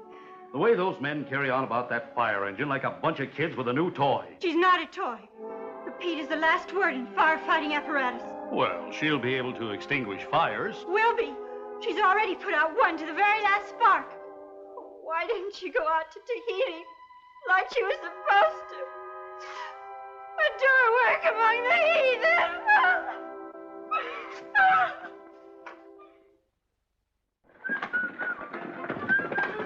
One keg of beer enough for 20 men? Well, there's more coming up. Good.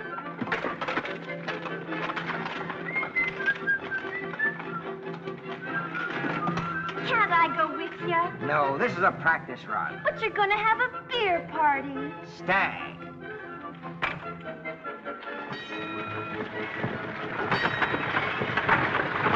Off, men! See how easy she is to handle, even uphill. That's our baby, huh? Oh, they've taken her out in a practice run. Why does everyone call that engine she? And then they're celebrating with the beer party up in the grove. And if I know those men, they won't be home till way after dark. So you're wasting your time around here, Kitty. I got nothing else to do. Mrs. Brady, how can you put up with having your husband spend so much time with a fire engine? My dear, I've been married 20 years, and I'm thankful it's only a fire engine.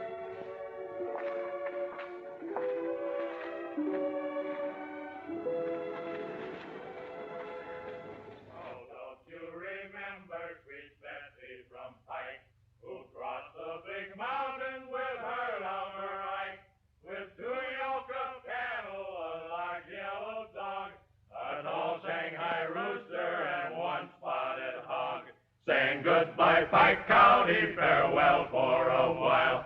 We'll come back again when we've panned out our file. Oh, they soon reached the desert where Betsy gave out, and down in the sand she lay rolling about, while Ike in great terror looked on in surprise, saying, Betsy, get up, you'll get sand in your eyes. Saying goodbye, Pike County, you can't send our mail. We're all of us riding the Oregon Trail. As I was walking down the street, down the street, down the street, a pretty girl I chanced to meet under the silvery moon. Hang town gals won't come out tonight, come out tonight, come out tonight. Hang town gals won't come out tonight, and that's why Hey, Pete!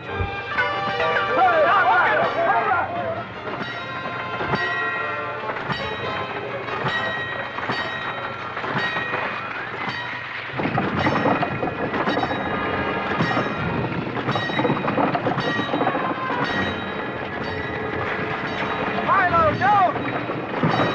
You crazy fool, look out!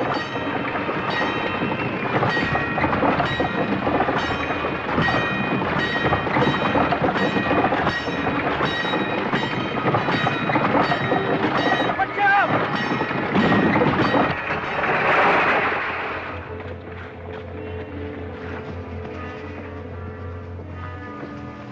Oh, Miss Pellet, did you hear about the terrible accident? What happened? Little Pepite got loose, ran away. Philo tried to stop her, grabbed hold of a rope. Philo? She ran right over him. Oh, no. But he hung on, was dragged clear down the hill. How badly was he hurt? I don't know. They had to carry him back to town.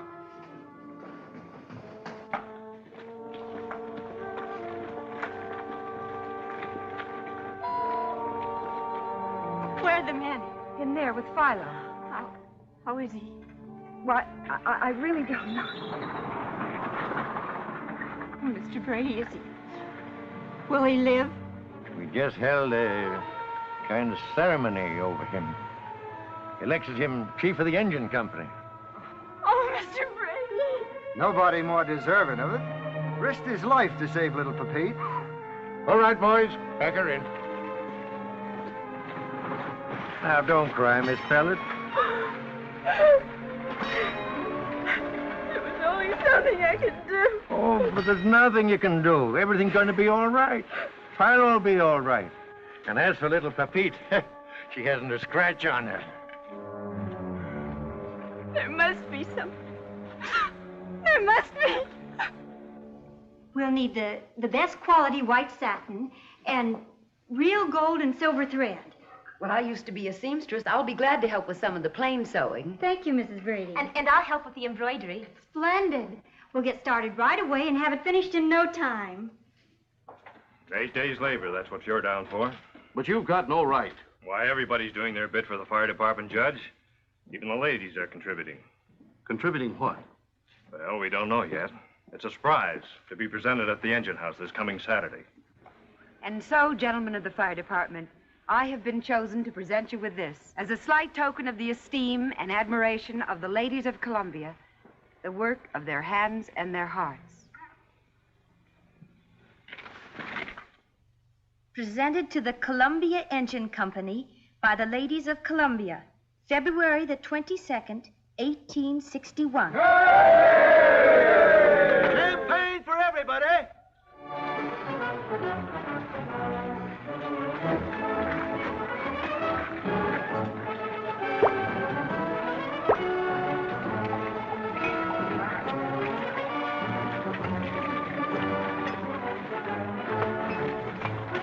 Here. Oh, thanks.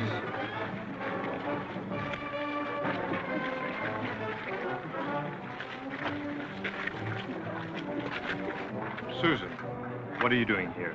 She should have made the presentation. It was all her idea. She designed the banner and ordered the stuff and did a lot of the embroidery. Just the word Columbia. Oh, Johnny! I once said if they made me fire chief, I'd never ask for anything else.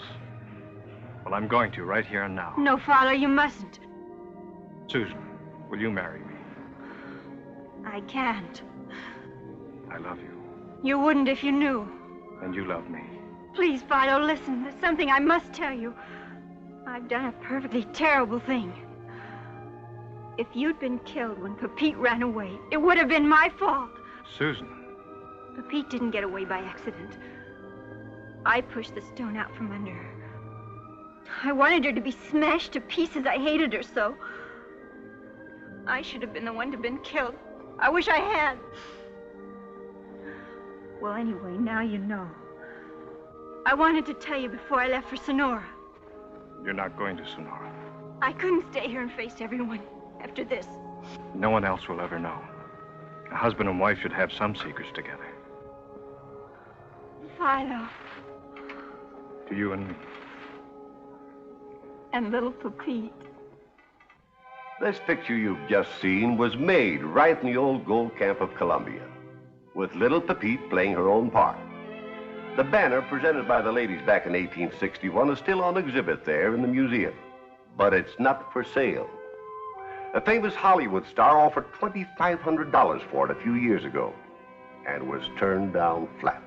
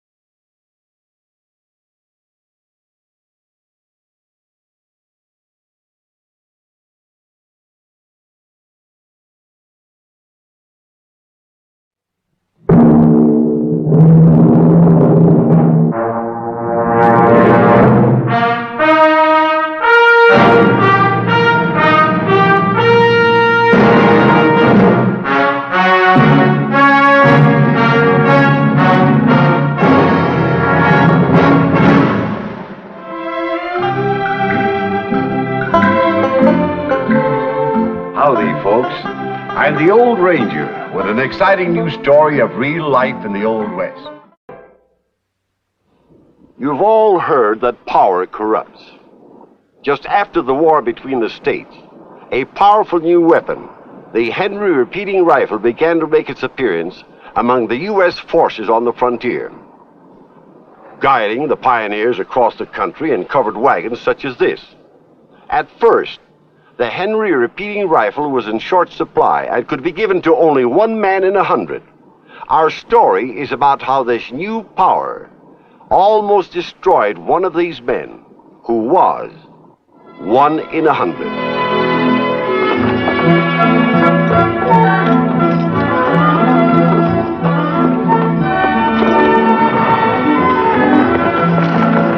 Supply wagons in, boys!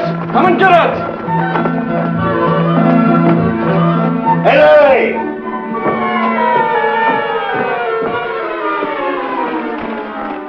Well, here it is, boys. The new Henry repeater. Only 1 man in 100 gets them. Real pretty. Let's see it. Yes, sirree, boys. It's the last word. You load her on Monday and she fires till Thursday. All right, soldier, let's have it.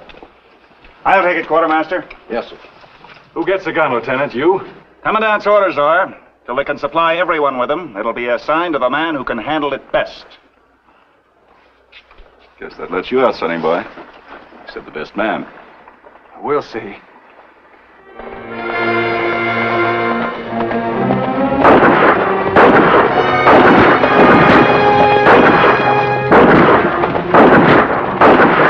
That's an amazing performance. All right, man, that finishes it. I only fired 14 shots, sir. I have one left. Well, go ahead.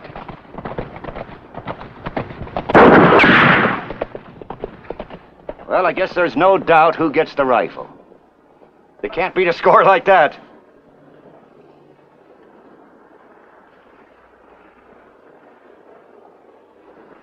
You must have cheated somehow. But you did it. You're 1 in 100.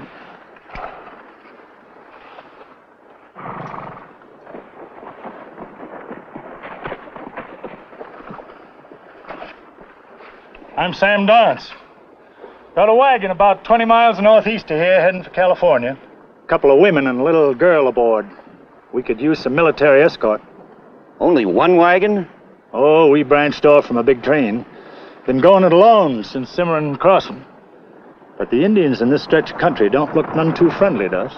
We have a peace treaty with them. How long it'll last, nobody knows. Well, if you could give us an escort, the women would feel a whole lot safer.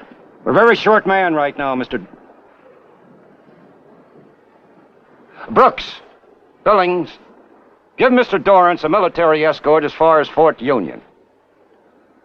I think you can probably pick up another escort at Union. Thank you, Colonel, but just the two of them? Your wagon, sir, will be one of the first in the West to be protected by the new Henry rifle. A rifle that makes that man practically a whole troop.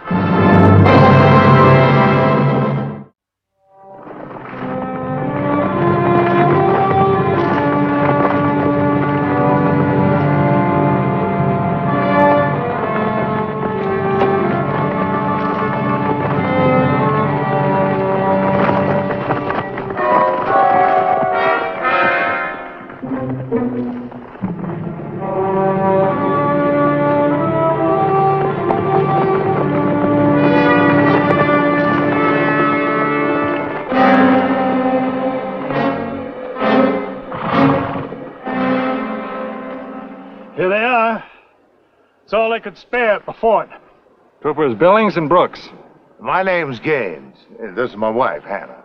Ma'am? Oh, and this is my daughter, Mrs. Mary Merwin. And my daughter, Della. How do you do? Of course, they only look like two soldiers. But this fella's really 15, on account of a special fancy gun he's got. Right, soldier? We'll manage. Don't let it throw you. You still got only one head.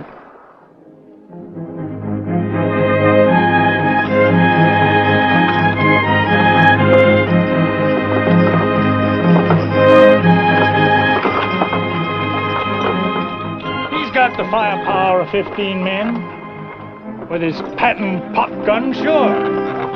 I'd like to see him split into 3 scouting parties of 5 men each. So do I.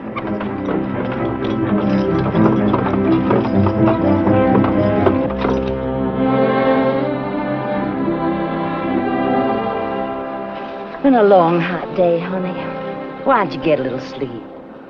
I can't sleep. I know. Lucas and me, we couldn't sleep for thinking of our boy. Even 2 years after we'd lost him. Maybe it'll be easier in California. Being there with your husband's folks ought to help. A little like having him with you again. I hope I'm not intruding. I was just going, Mr. Brooks. Good night, Mary. Night, Mr. Brooks. Good night, Mrs. Gaines.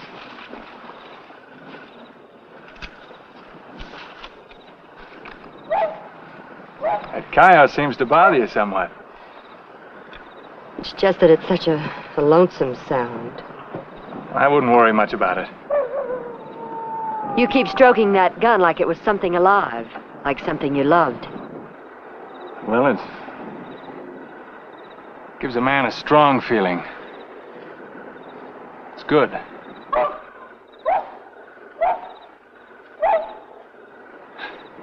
Now that coyote's more afraid of you than you are of him. He won't come near us as long as that fire's going.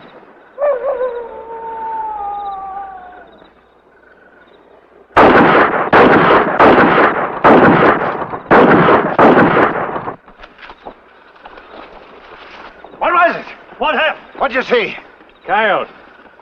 A coyote? You actually mean to say you went after a coyote? Nothing but a coyote, honey. All that shooting in the raw for a moony dog? Mr. Brooks was just showing me we got nothing to be afraid of. I didn't mean to scare everybody. Anyhow, you all know now the new gun really works. Could you prove that during the day? No coyotes. Yeah. Come on, Hannah. Better go to bed, Mary. Good night, Mr. Billings. Mr. Brooks. You don't hear any coyotes now, do you? For Pete's sake, Larry. Get back to sleep. Look, this thing ain't no toy. Don't get carried away by it. I'm in charge here. Yes, sir.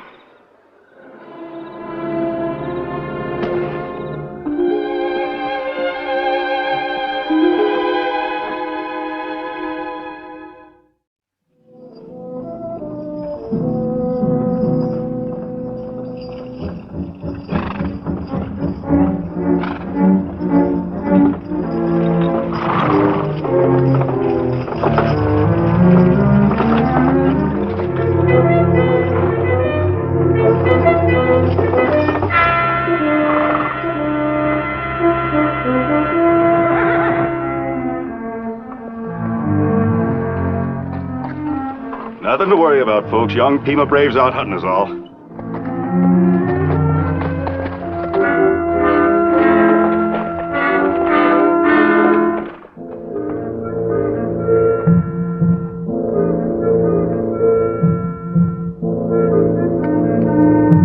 Larry!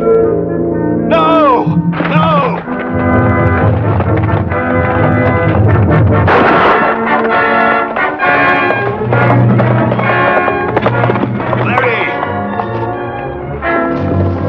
You wobble-headed idiot. They weren't making any trouble. They were Indians, weren't they? They were Indians keeping the peace. You broke it. The fat's in the fire now. Well, this'll put it out. Leave it to you to start another. Watch it, Billings. You watch it. You're the one who's causing all the trouble. Shut up. I told you before, I'm in charge here. You were that gun.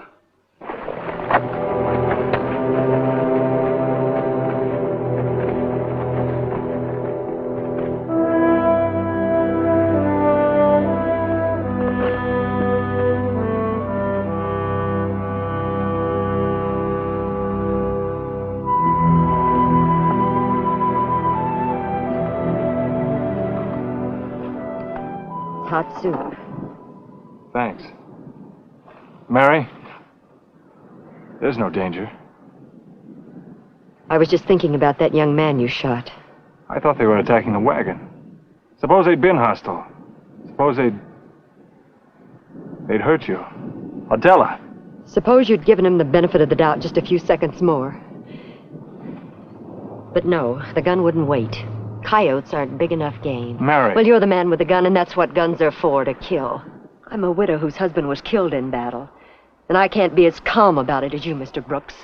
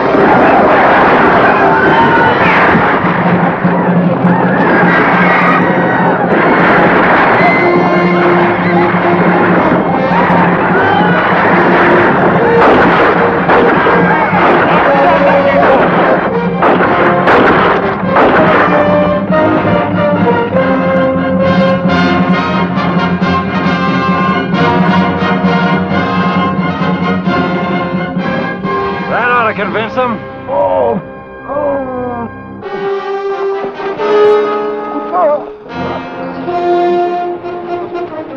Della, get some water. It's pretty bad. Well, can't we go back? He's got to have a doctor. It's just as far back as it is ahead, and just as rough. We gotta keep going.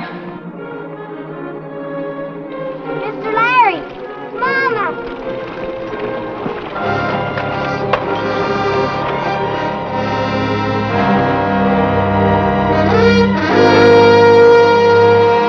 Looks like those Indians didn't leave us very much, doesn't it?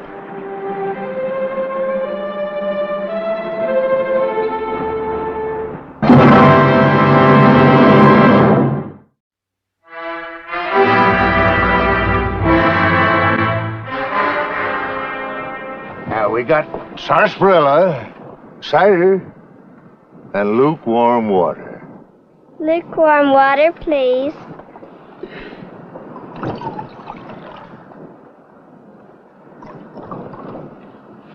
Thank you. Yeah, just kind of nurse it along, honey. Sip it. It'll last longer that way. How bad is it, Mr. Gaines? Well, if it don't get any worse, well... Now, Brooks out there went scouting for fresh water a little while ago. Didn't find nothing.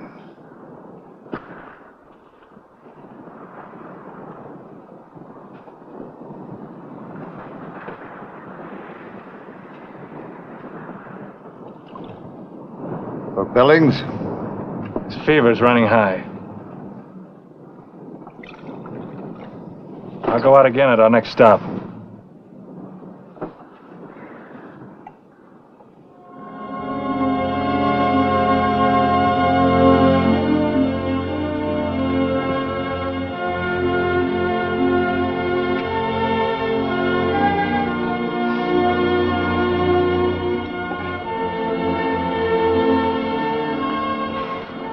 More.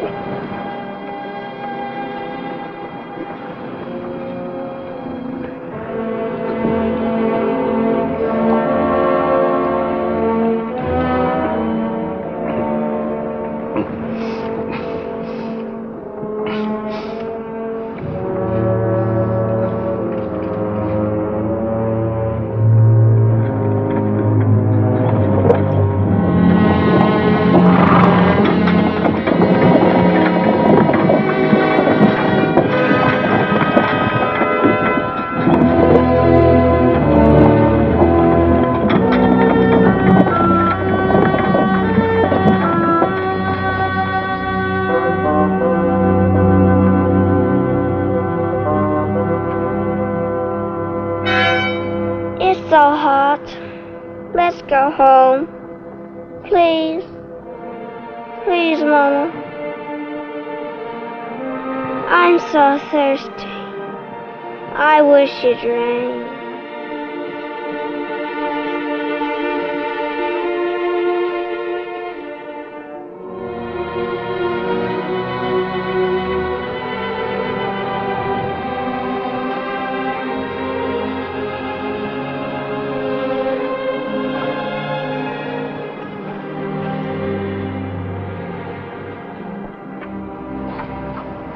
Mary?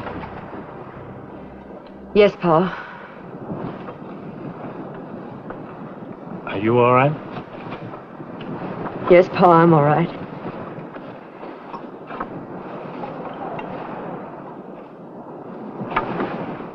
That's my girl.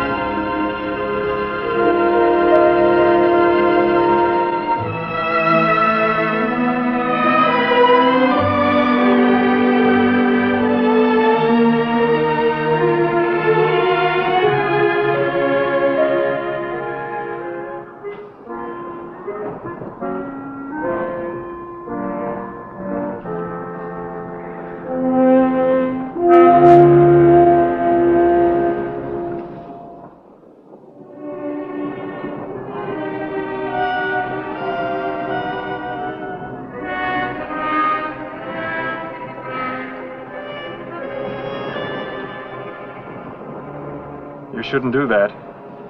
You have to keep up your strength, too.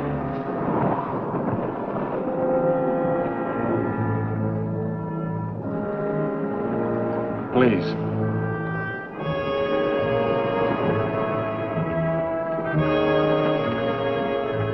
Give it to Billings.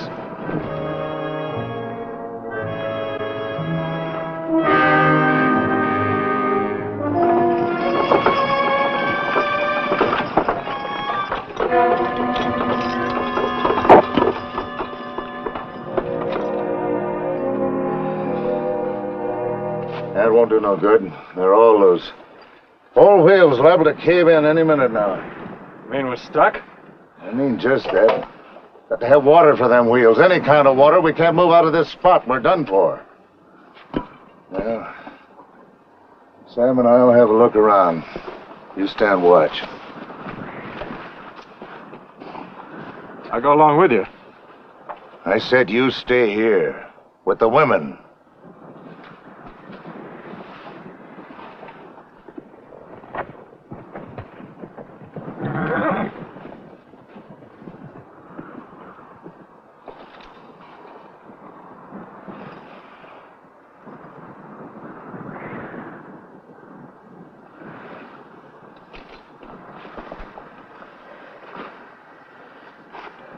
I wish you'd say something. Talking makes you drier. I know the others hate me for what I did. But don't you feel that way, Mary, please. I'm past feeling anything but thirst. You can have my ration. Go away. Go away, please. Leave me alone. Just leave me alone.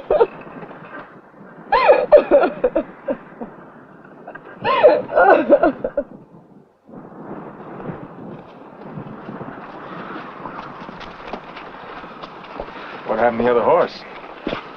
He killed himself with water, poor devil. What?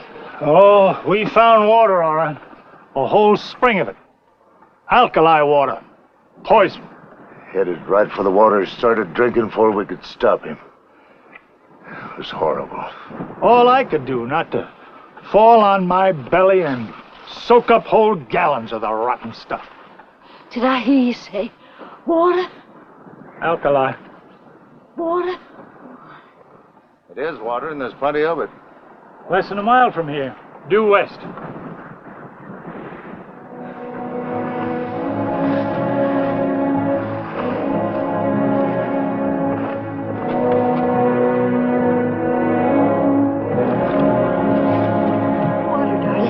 They found water. I heard him say so. Mama's going to get you some, so her baby won't be thirsty anymore.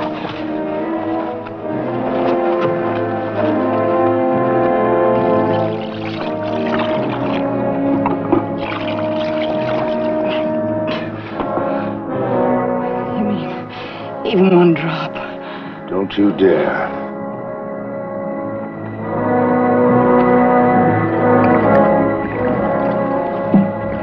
That's better.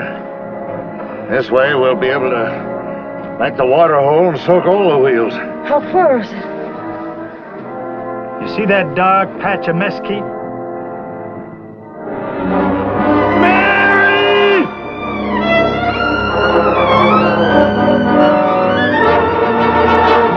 Mary! Mary! Come back! She can't hear you. She's heading right for that water. She must be out of her mind. Mary! No use. You couldn't reach her in time. Isn't there any way to stop her? Yes. This gun of yours. It's the only thing on earth that can do it now. You got to keep her from reaching that poison water. Just wing her. Just enough to stop her. I can't. You got no choice, son. You're the one that can do the shooting. And you got the rifle.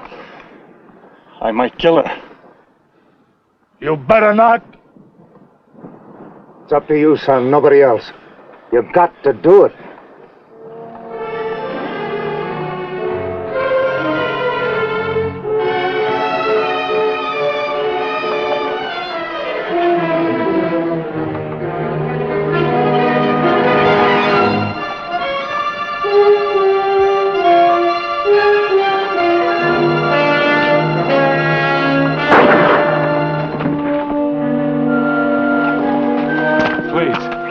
I'll bring her in.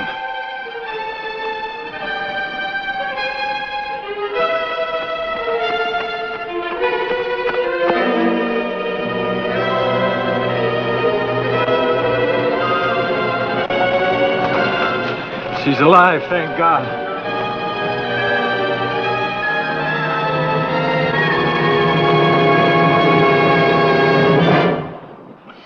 Get us some water. There's not a drop left.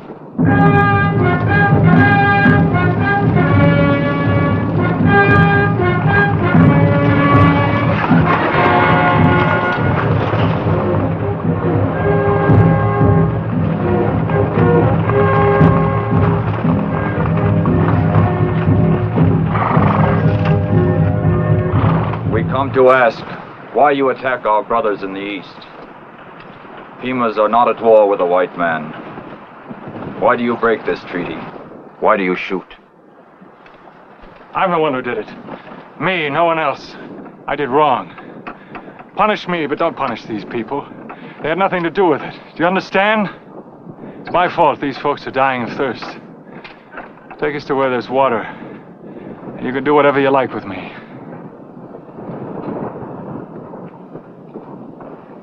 Vengeance only call for more vengeance.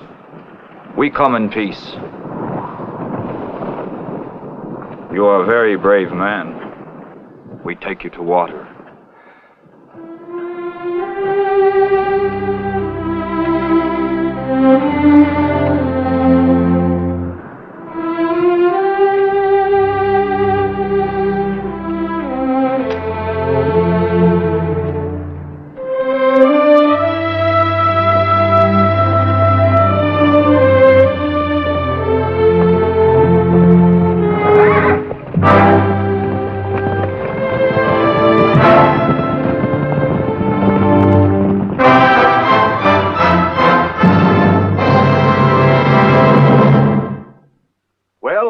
Here it is, one of the original Henry rifles that went on to become the famous Winchester rifle. Now, properly used, it has served this country well. And to this day, the Winchester rimfire ammunition has the letter H on it, in tribute to this great Henry rifle and the man who invented it.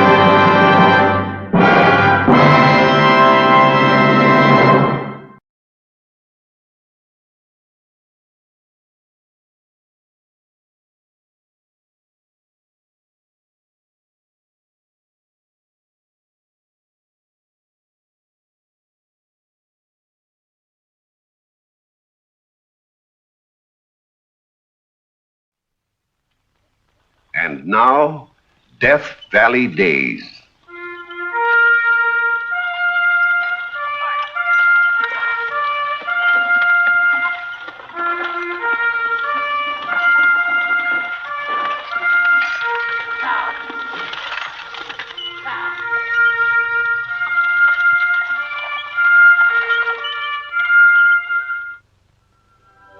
Howdy, folks. I'm the old ranger, and I have another interesting true story for you about the historic Death Valley country. The turn of the century saw the last of the great American gold strike. But for everyone who struck it rich, there were thousands who drifted along with the crowd. Some, like Billy Benson, lived on hope and handouts. And some, like Desert Annie, had a gift that earned her a stake anywhere. For Desert Annie was the best cook in all that land, from the Yukon to Tonopah. Many a man would have liked to marry Annie, but her stubborn heart was set on one. I call this story Man on the Run. It was along about 1905 that Billy Benson found a job entirely to his liking, sitting on a fraction claim in Goldfield, Nevada. Or maybe sitting isn't exactly the word.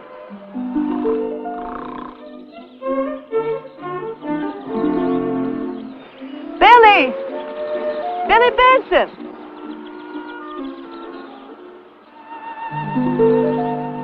Come on down here and give me a helping hand.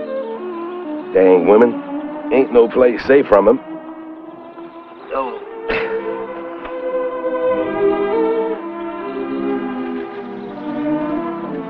I managed to finagle a chicken, so I fried it up and brought it out to you for lunch. Well, now, that was mighty nice of you, Desert Annie. Billy! Oh, excuse me.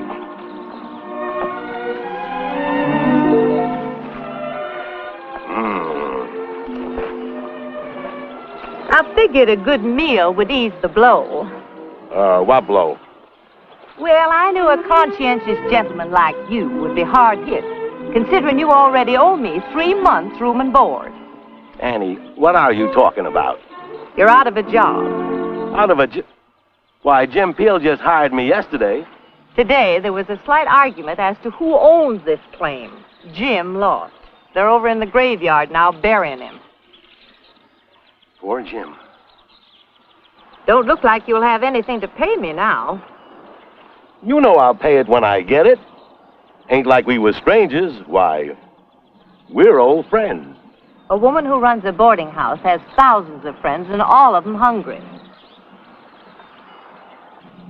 Of course, if we was more than friends, you wouldn't owe me anything at all. I always say, there's nothing too good for a husband. Well, it looks like there's just one thing for me to do. What's that? Get busy and find another job.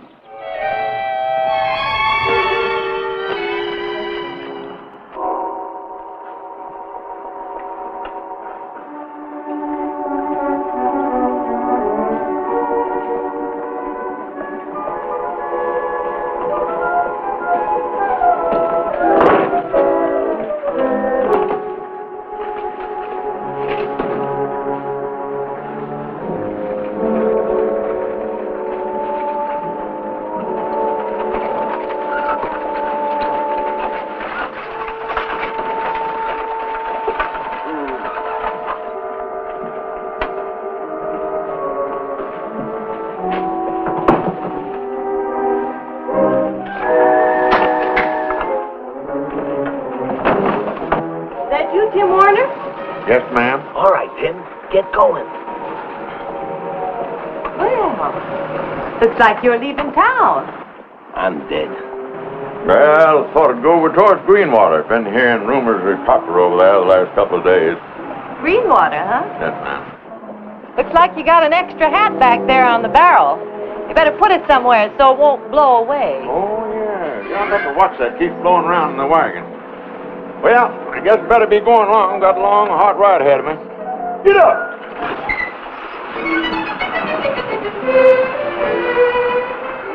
Greenwater, huh?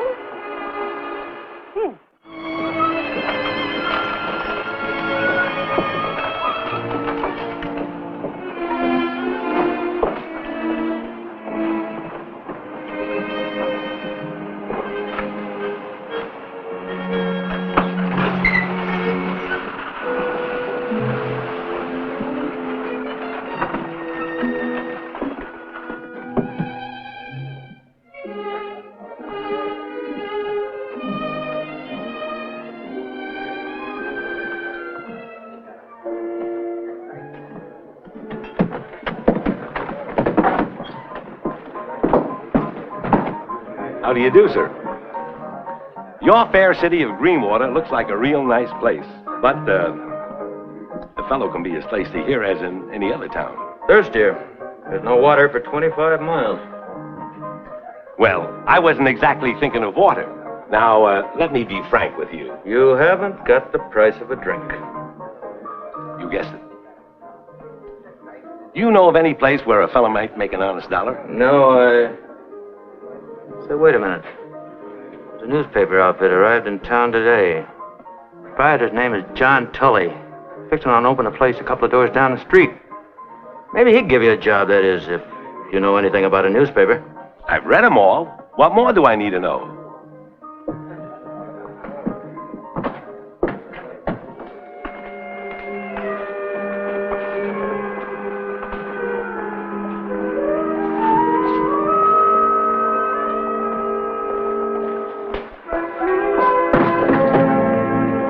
How do you do, sir? How do you do? Are you Mr. Tully? That's right. My name is Benson. I hear you're looking for a newspaper man. Yes, I am. Well, what experience have you had, Benson? Mr. Tully, I can honestly say I'm familiar with all types of newspaper writing from the Yukon to Tonopah. I wasn't thinking of writing. I handle that myself. What I need is a man who can set type. Lost my compositor on the trip over. He got kicked by a mule. Have you had any experience setting type? Yes, sir, I have. One time when I was associated with the Esmeralda News, the typesetting fellow went out to stake a claim and set up a camp in a nest of rattlesnakes. I pinch hit it on the type till they got another man. Well, that's more experience than anyone else in this town has had, so I guess I'll have to settle for it. I can pay you $15 a week to start with. Mr. Tully, you got yourself a deal. Good. My friend, you are now looking at a member of the press. No fooling. So I've been thinking the staff of the Greenwater Times should rate credit at this establishment. I think it might be arranged.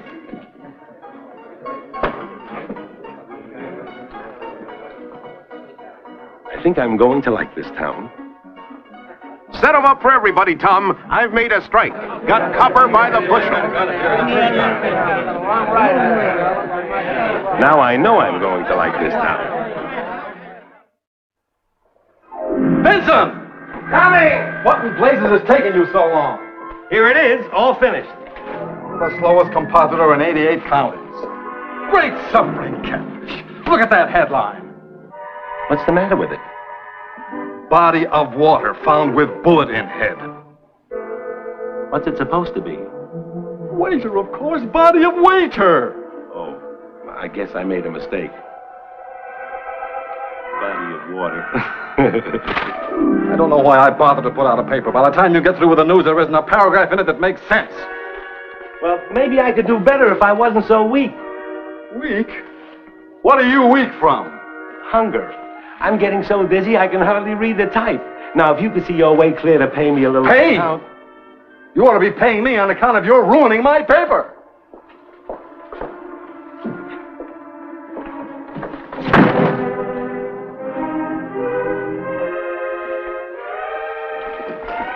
Howdy, Billy. Hi, Tim. Say, you don't look so good. I ain't good. What's the matter? I'm starving to death. Yeah, well, I got good news for you. From now on, you'll be eating like a king. How do you figure that? Friend of yours in town. Oh, no. Desert Annie has moved to Greenwater, set up a boarding house, and from now on, you'll never know another hungry day. That's what you think. What do you mean to tell me you'd turn your back on flapjacks for breakfast and beefsteak pie? When there's a ball and chain attached, brother, you said it. Billy Benson just ain't that hungry.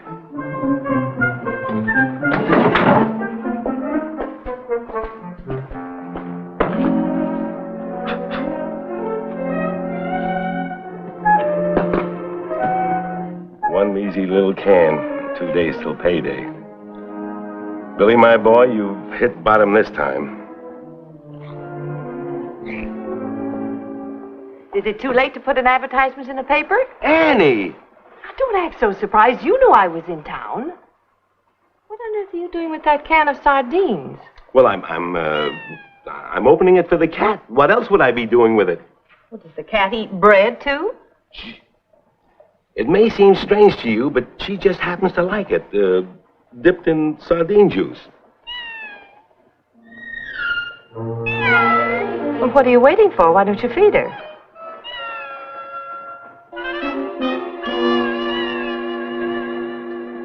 Don't torment the poor animal. She looks like she's starving. She's not the only one. Well, go on. Give it to her.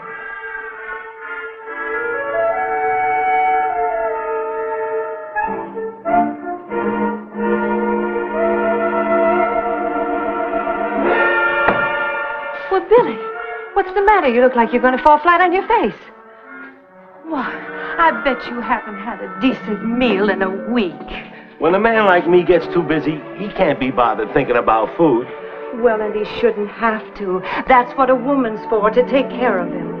Now, I have room for just one more in my boarding house. I was going to put an ad in the paper, but now I see my duty plain. Billy Benson, I'm taking you home with me. Oh, no, you don't, Annie. Not with the money I owe you. I can't afford the dough anymore. I can't. Well, you don't have to worry about it. After you've eaten 2 or 3 platefuls of roast beef and potatoes and washed it down with all the coffee you can drink, you can top it off with hot apple pie.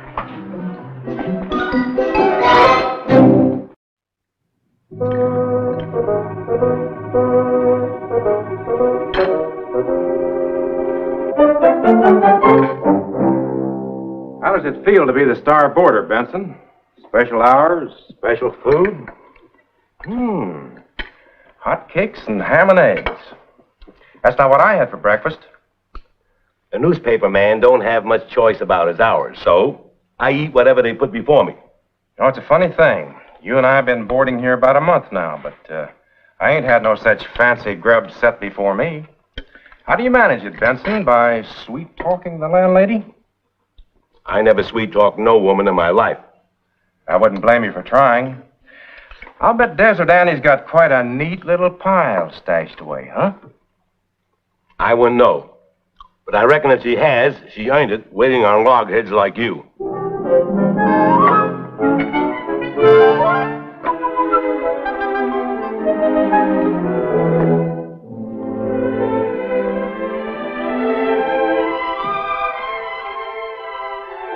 Billy, come in here a minute. I want to talk to you. I'm in a big hurry, Annie. Well, land sakes, you can come in a minute. I hear you've been made a high up on the newspaper. Yep. Now that Greenwater's getting to be such a big camp, the miners and their families pouring in every day, Tully's asked me to help him with the reporting. So adding that to setting the type, I'm a pretty busy man. And I better be getting back to work. Wait a minute, Billy. You and me have been friends for a long time, haven't we? And I done lots of favors for you when you was up against it. Well, sure, Annie, sure. Well, you can do one for me now that you're a big mucky muck. Our new women's club is having their first big shindig tonight. It's a benefit for the schoolhouse. And I want you to give us a real nice write-up in the newspaper. Annie, I can't write up no woman stuff, and you know it. You mean you refuse? And after all I've done for you? And you 4 months behind and you're bored. You know I'd do anything I could, but Annie, holy gosh. Well, right then, you can just take me to the benefit tonight and write about it afterwards. Take you? Well, you wouldn't want me to go alone, would you? And have all them married women lording it over me with their men? But Annie, I never meant to... Oh, Billy, I'll be a real credit to you. Look at this. It's the loveliest dress I've ever had in my life. And I made it just so you could be proud of me. So I could... What time does the shindig start? 7:30. Well, all right. But make sure you're ready. Billy Benson don't wait around for no woman.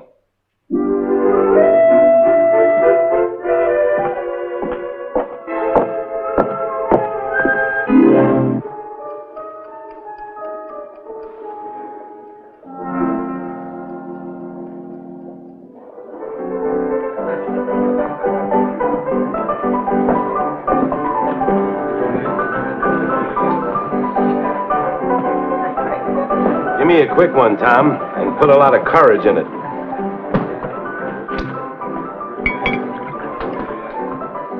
That'll put iron in your spine. Brother, do I need it tonight? Have another on me, Benson. Nope. Got places to go. What's your hurry? A couple of more make you twice as brave. Isn't that right, Tom? It sure is. Well, now, maybe you're right. Fill her up.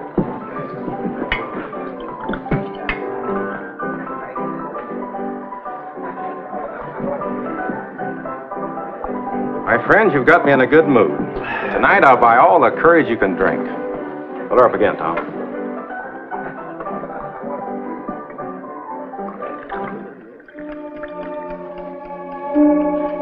That no good betrayer. Everything will be over and nobody will ever see my lovely dress.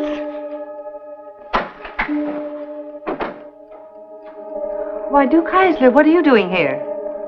I come to take you to the benefit, Miss Annie. That is, if you do me the honor. Something's happened to Billy. Got himself stewed to the gills. So that's it. He's been tanking up all evening and bragging about how he was standing you up. What?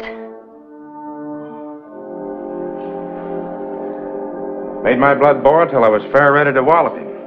But I figured it'd be more to the point if I came to the rescue of the lady in distress. Well, Annie Parker ain't in no distress over no man, least of all Billy Benson.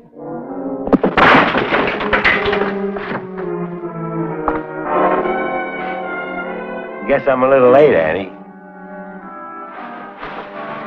After what you've done, you have the gall to come here and face me? I'm terrible sorry, Annie. I just stopped for a glass. Mr. Heisler, take me out of here before I do something violent. With pleasure, Annie. Heisler? Why, he's The gentleman who came to my rescue when I was stood up by a heel. Annie, wait a minute. Don't be mad, Annie. I'll make it up to you. That's the worst thing I've ever heard in all It's my an life. outrageous insult. The man should be horsewhipped. Horsewhipping's too good for him. I say he should be hung. Kelly, Yes. did you write this piece about the Women's Club benefit? I did not. It was put in without my knowledge or consent. Well, who wrote it then? Billy Benson. I told you so. Where is he? Back there in the press room. Benson, come out here. We got business with you. We better have him out here, too. Hello, fellas. What's all the excitement about? You wrote this piece about the Women's Club, didn't you? Sure I did, but That's good enough for me. No, wait, you don't understand. Tell it to the judge. You can have your say when we get you. Wait a minute, fellas, I can explain the whole thing.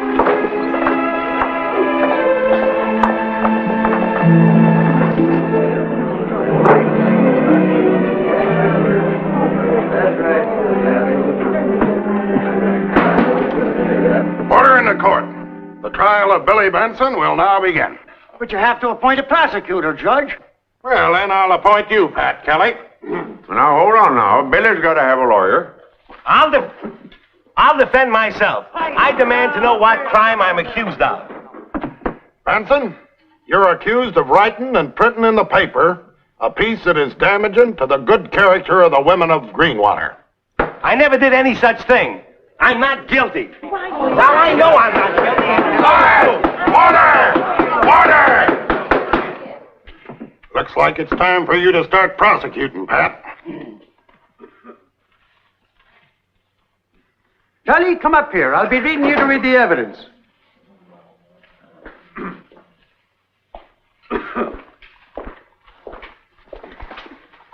Now, the accused, William Benson, has already admitted that he wrote this dastardly pile of insults about the women of Greenwater. I never wrote any insults about any woman. We'll let the judge decide that. Sit down, Billy. Kelly, read the notice aloud.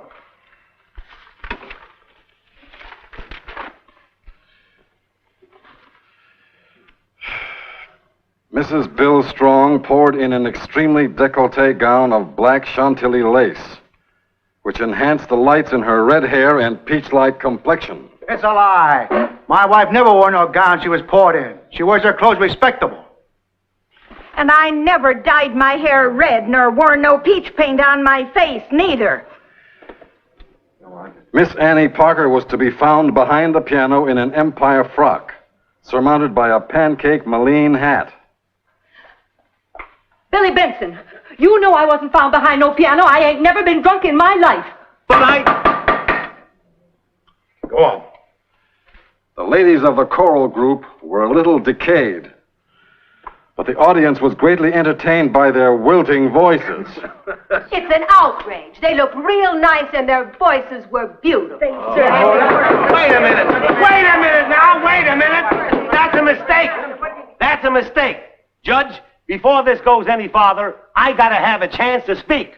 I reckon it's time you had a say, Benson. Go ahead.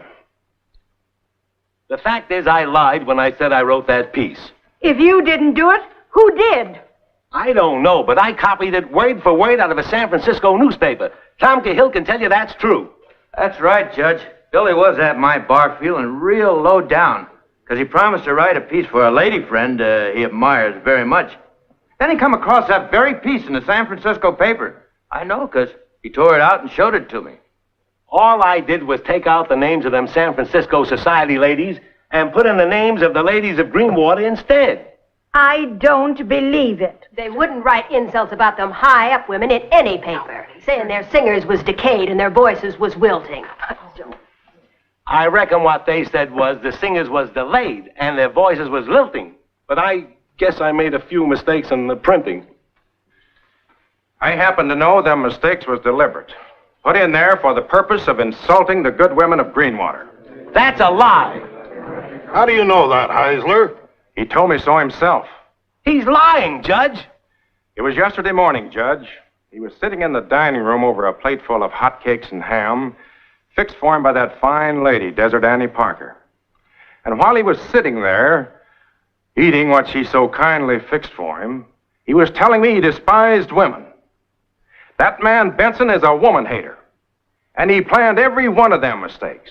I tell you, he was deliberately insulting your women folk and trying to besmirch your good names. Order in the court! Order in the court! Let him give us your verdict, Judge, or we'll have him strung up before he hears it. Now, wait a minute!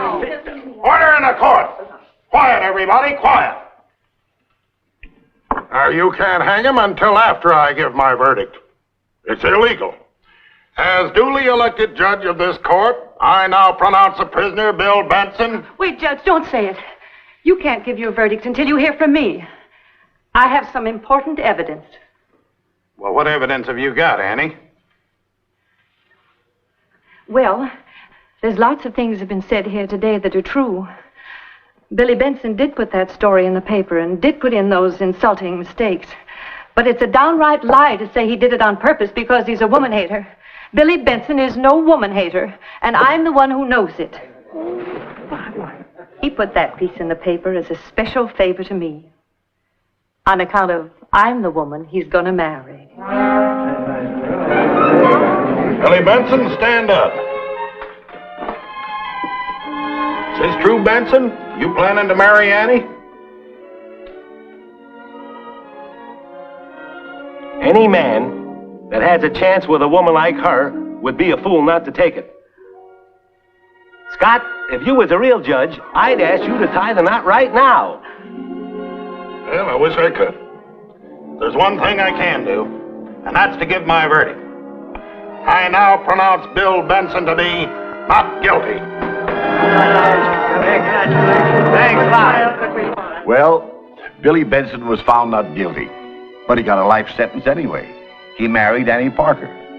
Funny part of it is, he discovered that the job he'd been running away from for years fit like a glove, being the man around the house.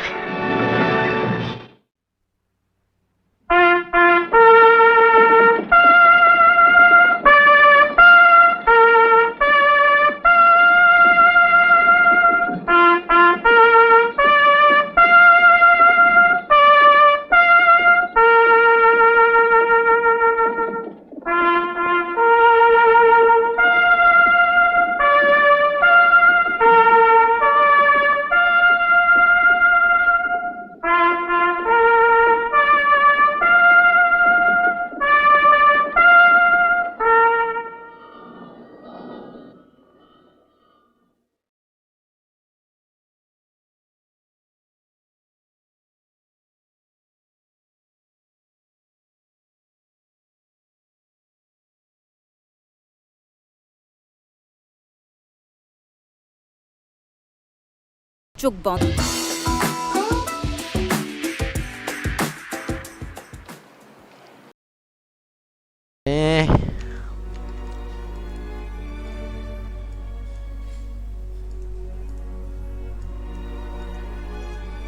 Rồi xong nhiệm vụ đây. Cút thật ra này thầy khóa lại. Mày nhờn.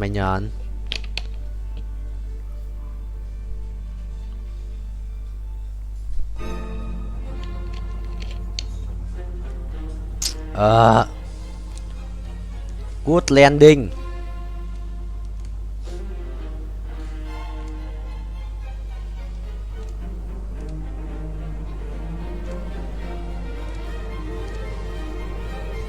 Chuẩn không? Chuẩn không? Chuẩn và chỉ. Binh và chi. Linh và linh. Binh chi linh. Hỗ trợ để cho cút. Khảm bảo thạch khổng lồ tí hoan.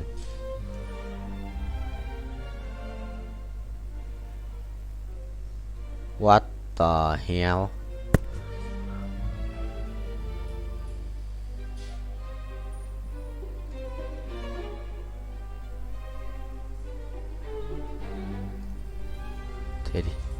Cứ thế đi.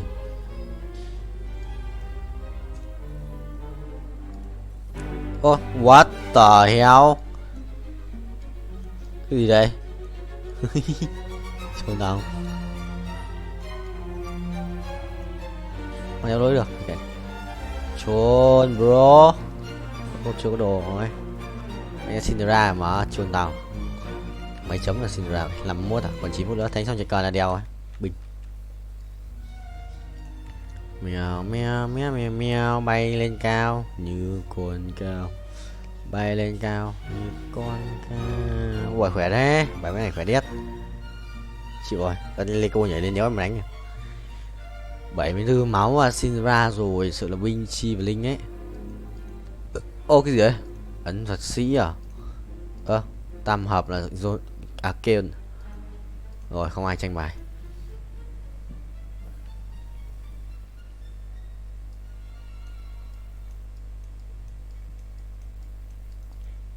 Phải cút.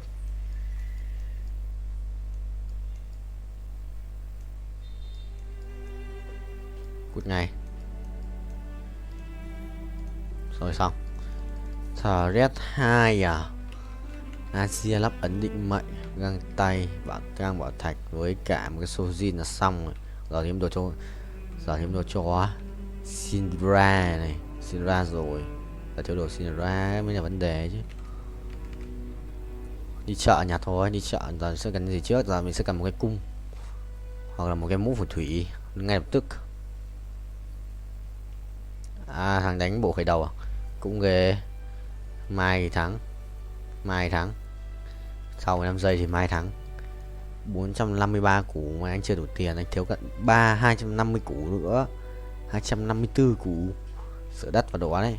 Nhặt thêm chi chút năng lượng ra cho binh. Mà lên cao như con cao. Wow. Cút rồi. Ui xin ra, nhưng mà lại là một cái đai máu. Rồi mất cái cung thôi, lấy xin ra. Này một con xin ra thứ hai. Thôi kệ đi, bây giờ là Pandora lõi sau. Vua rồi. Chắc thế. Còn đồ cho on nhở, đéo đánh on nữa thành thằng Red 3 đấy. Nhưng mà on nhảy đồ. Nào kẹt thôi. Quên mất. I'm sorry bro.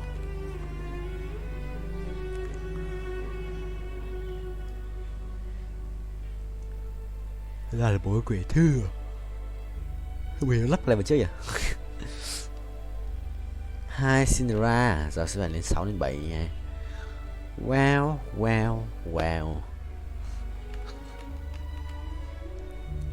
Chôn không thấy. Chôn nhỉ?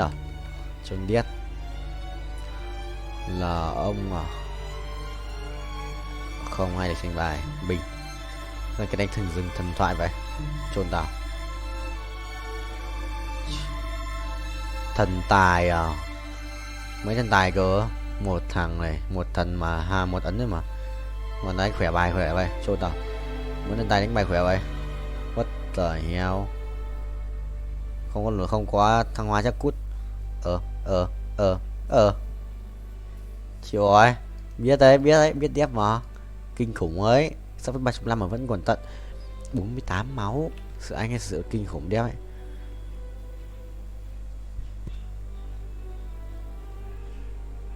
Có mấy vàng cho 5 vàng cũng đuổi. Rồi xong. Cái gì cơ?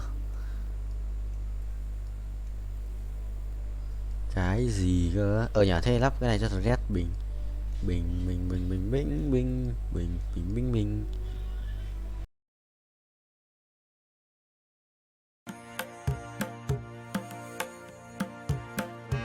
Một bao nhiêu? 160 à? Thì phải làm một lần nữa, một hoặc hai lần nữa. Được một tí năng lượng này chụp banh đó trời thì quay rồi sao chưa 10 tiếng nữa cần mất tính thời gian chơi game.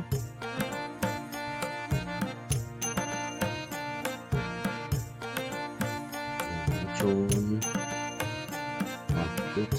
ngon.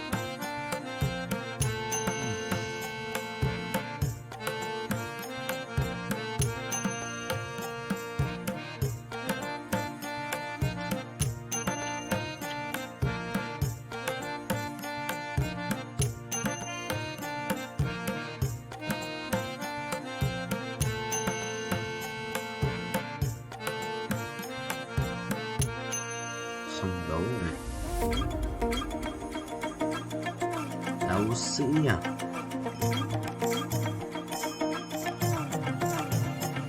Quyền năng đi. Quyền năng viết tiếng này.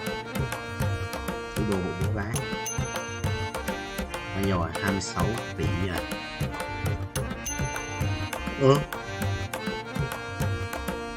Người thì là 200 rồi.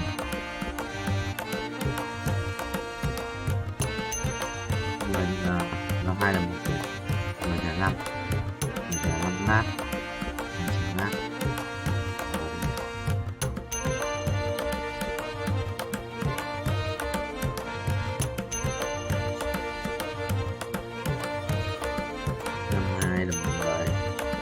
Đó, 200 lát 2 triệu một lát 200 lát 22 4 đó đúng rồi 40 củ. Sôi dữ rồi.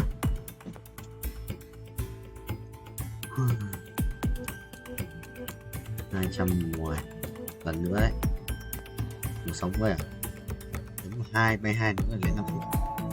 Quay một chia xong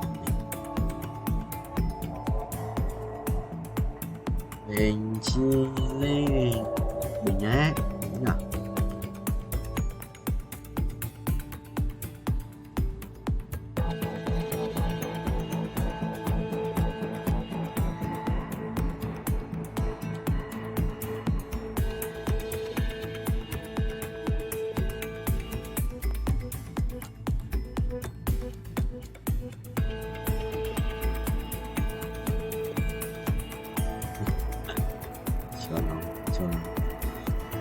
Olivia ngon có biết kiếm của đánh đâu.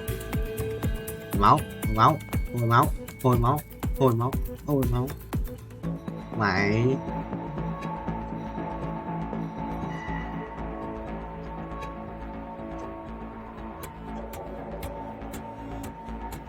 mày biết kiếm cái này tôi biết kiếm sự bình chi linh ấy. Kia này cầm kiếm này và cái đem máu này. Kia này cầm kiếm này rồi thằng lấy rồi chuẩn không chuẩn không chuẩn không chuẩn không tranh mày tranh để tranh với tao. Nhiều record á 233 vòng mình có đầu bây giờ cảnh báo mà đấy cũng trừ đi 30% đó 20% tiếp quỷ à 100 không 110 à kiểu tầm 5 quá để được hơn bay cho mình cái mà lại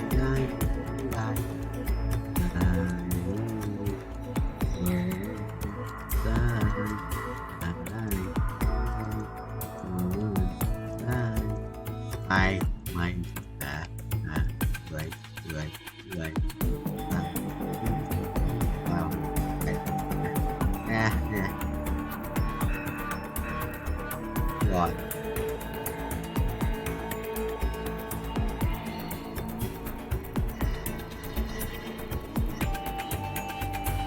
cuối cùng tại wow một tỷ lắm 50 thì khoảng là bao nhiêu nhỉ? 2 thì 40 à? 5 thì bỏ 250.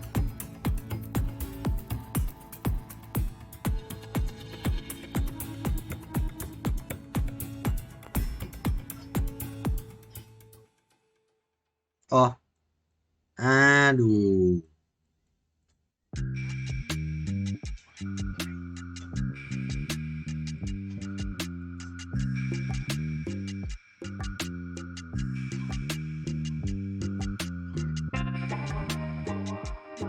mày được không? Mày game 250 mũ năm mày của ông thầy 29 này 12 3 4 6 7 8 9 5 6 7 8 9 3 5 6 6 3 7 40 à? আমার সুবিধার লোক মনে হইতেছে না কি কইতেছেন আপনি কি কইতেছেন গায়ে হাত দিছেন কেন গায়ে দিও এ বড় গায়ে দিলে কি করবে একদম জানাই করতেছেন তুই তুই গায়ে দিলে তুই আমি আজকে শেষ তুই টাকা দে আমার টাকা দে ওরে আজকে বই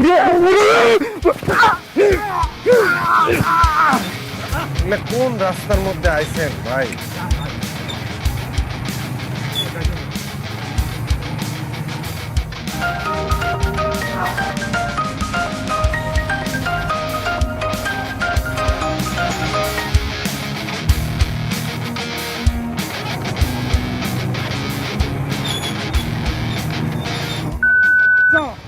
এই এই আপনি কারে করছেন হ্যাঁ আরে ভাই আপনারে কই নাই আমার কল দিছিলাম এই কল রিসিভ করতেছ না ওরে কইছি আমারে কোন মানে এই আপনি নামেন তো নামেন আমি যাব না আপনি কি কইতেছেন হ্যাঁ আপনি যাবেন না কেন না আমি যাব না আপনি আপনি নামেন আমার টাকা দেন আমি যাইগা দেমু না টাকা আমারে না নিয়ে গেলে আমি ভাড়া দেমু না আরে আপনি কখন থেকে এই অলি করতেছেন আপনার আমার সুবিধার লোক মনে হইতেছে না একদমই সুবিধার লোক মনে হইতেছে না আপনি টাকা দেন আমি যাইগা আমার সুবিধার লোক মনে হইতেছে না কি কইতেছেন আপনি কি কইতেছেন গায়ে হাত দিছেন কেন গায়ে দিও এ বড় গায়ে দিলে কি করবে একদম জানাই করতেছেন তুই গায়ে দিলে তুই আমি আজকে শেষ তুই টাকা দে আমার টাকা দে ওরে আজকে বই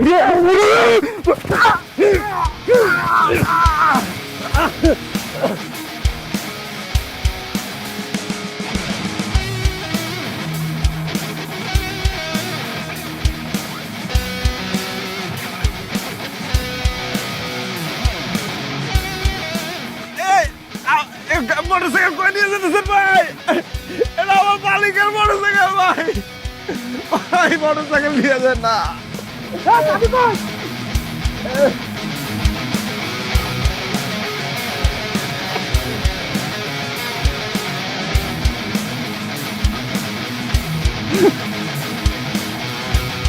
গাড়ি থামলো কেন স্যার একটা অ্যাক্সিডেন্ট হয়েছে ভাই ভাই আমার একটু বাঁচান স্যার ভাই পেটে তো ছুরি মনে হচ্ছে চিন্তা কি হসপিটালে নিয়ে যান ভাই স্যার হসপিটালে নিয়ে যাব আরে পাগল হইছো এত রাতে থানা পুলিশের ঝামেলা কে যাব চালাও গাড়ি স্যার যে অবস্থা মনে হয় না বাবু ভাই যান না ভাই ও ভাই আমার একটু hospital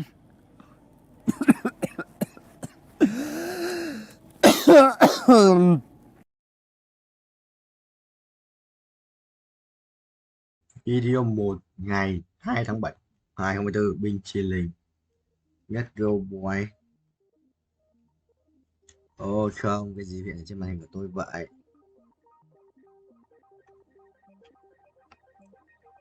Nó sẽ quay tiếp cái trò lò lò là màu. Từ anh chỉnh cho nó thẳng bên cộng 10%. Good landing. Thẳng cánh tốt. Chỉnh tiếp. Đây á. Ủa đúng rồi.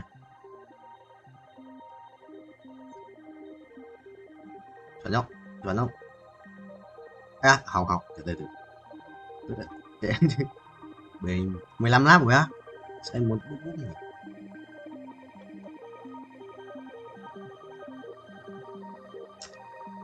Vào Discord á. Ngày tiếp rồi. Anh cày xem đến bao giờ được 80 củ cái ra ngoài. Thì anh vào anh quanh 10 lần. Vào 50 củ 10 lần. Cái cày vòng này sao tận 50 củ và thua. Nó không quay được, nó có đủ tiền quay vòng này. Cú chết rồi. Bên chia lên, bên chia lính. Chuẩn ông thầy.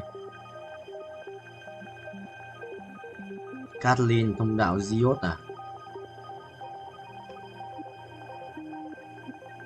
Rồi sao anh sao phải hạ cánh rồi?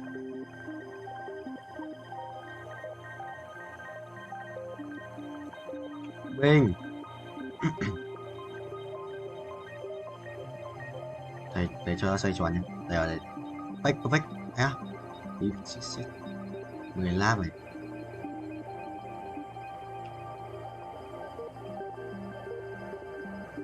Perfect không? Perfect. Đây, perfect. Bình.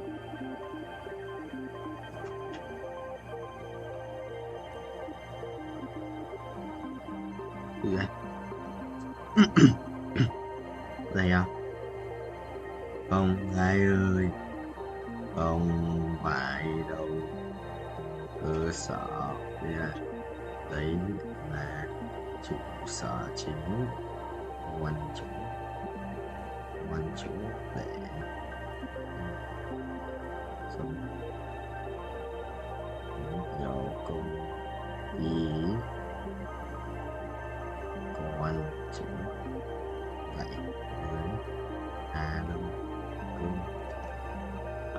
cho nóng đang nóng này là gì lãng du bộ khởi đầu vấn thiên cung khởi đầu bố ngon rồi nhau ngon rồi đánh ngon rồi đánh ngon mày thì đánh ngon thần dương linh mạch bình và vẽ biết đâu hiểu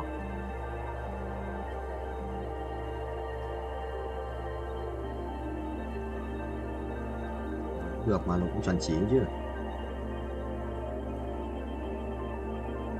cái khổng lồ chỉ lấy một cái đéo là nhét lên cái khổng lồ vậy thì sao Vinh trên lên không nhặt trước lần nữa. Hello guys, tao chắc sẽ chinh choang chưa với thằng Trung Quốc ra này. Mẹ có thằng điên xin ở Pripyat, mày có thích Pripyat không? Còn hàng con lợn 34 tỷ nhỉ, bay đến 80 triệu mời ông yes bay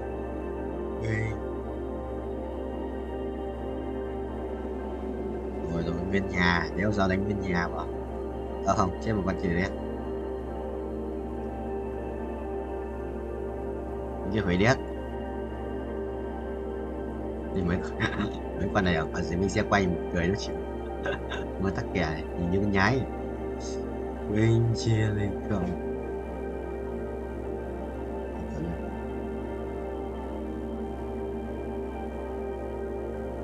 đúng vậy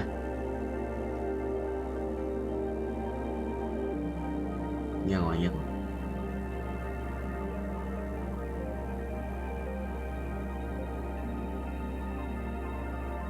ai đánh bộ khởi đầu đúng không vậy cộng một tướng à không ai đánh bộ khởi đầu cũng thầy à thôi thầy xin phép vậy còn tiền 3 sao tiếp 3 để check bài á cho có thằng đánh á này có oan thì sao không phải đánh thần rừng à chữ à đâu hiệu này em đánh suốt cho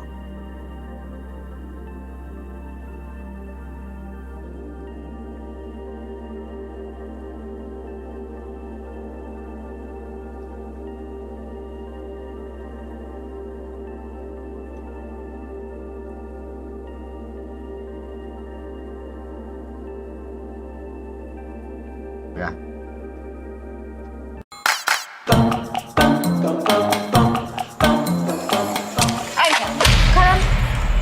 আচ্ছা আপনি ওই দিন আপনার আম্মার সামনে আমার লগে এরকম ব্যবহার করছেন কেন?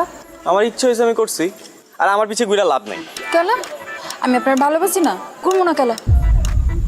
বেহায়া মেয়ে রে বাবা তোমার তো আমি ক্লিয়ার করে বলছি যে আমি তোমার বিয়ে করব না আরে আপনার আম্মাই তো আমার পছন্দ করছে তো আপনি শাদি করবেন না কেন? তাহলে তারই বিয়েটা করো জি জি জি আস্তাগফিরুল্লাহ কি কইতাছেন আমি আপনার আম্মারে কেন শাদি করব তো আপনারা শাদি করুন আর আপনি যদি আমার শাদি না করছেন তাহলে কয়ে দিলাম ব্লেড দিয়ে আপনার নাম আমার হাতে লিখুন তোমার যা ইচ্ছা তুমি তাই করো আমি একদমই ভয় পাই আগেরবার মাইনে নিছি খেলা ছিল দেখা এটা খেলা না এটা আমার জীবন আমি জীবন নিয়ে ছেলে খেলা করতে পারবো না আমি হাঁচা হাঁচা কইতাছি আমি কিন্তু ব্লেড দিয়ে হাতে পায়ে গলায় মুখে সব জায়গায় যেখানে ইচ্ছা সেখানে লেখো ইংরেজি বাংলা ফার্সি যেটাতে পারো সেটাতেই লেখো আমার কিচ্ছু যায় আসে না আপনার আমি শেষবারের মতো কইতাছি আপনার আর বেশি সময় দিব না শুধুমাত্র 12 ঘন্টা সময় দিলাম এই 12 ঘন্টার মধ্যে আপনি আপনার মত বদলাবেন নাহলে কইলাম আমি হাঁচায় ব্লেড দিয়ে আপনার নাম লিখে ফেলাম আমার কেউ আটকাইতে পারবো না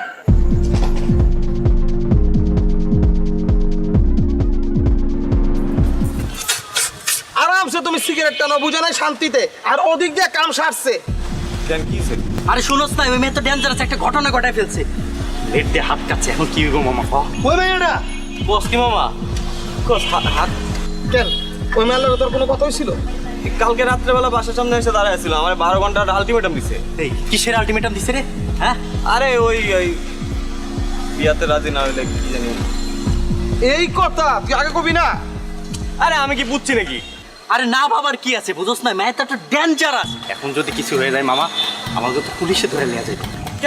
আমি কি করছি? ও আমি কি করছি কিছু জানো না? না ওই বেটা আইনার মারপেট জানো জীবনে তো থানায় তুই যাস্তে জানবি কেমনে? তা না আমি গেছি ফোন যে কোনো হলে আত্মহত্যা প্ররোচনকারী যেই হোক না কেন তার নাম যদি একবার থানায় গিয়ে কয় মামা তাহলে তার খবর আছে। এখন তুই কি করবি তুই চিন্তা করে দেখ।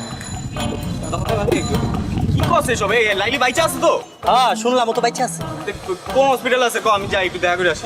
হসপিটালে যাই দেখা করে হসপিটাল থাকলে এতক্ষণ তুমি চৈতশিকার ভিত্তি থাকলা বুঝো নাই?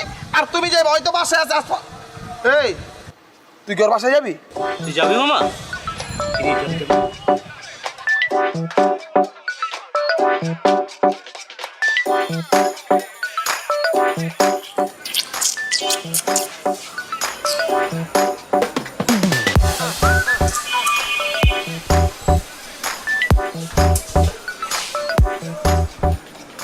হায় রে খোদা, তুমি আইছো।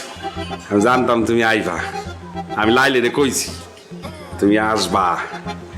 চ্যাংরা হও আর রক্ত গরম হও, মানুষ তো।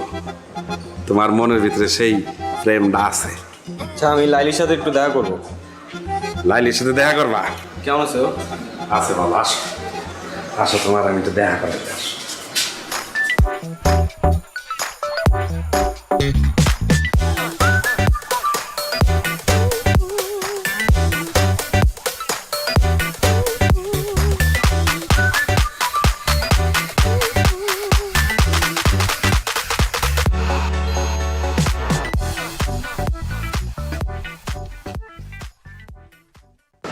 এইসব কি?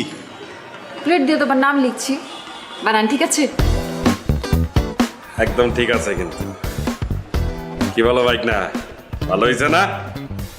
আমি কিন্তু লাইলিতে কইছিলাম যে লাইলি একটা ছবি তুইলা ওরা পাঠাই দে।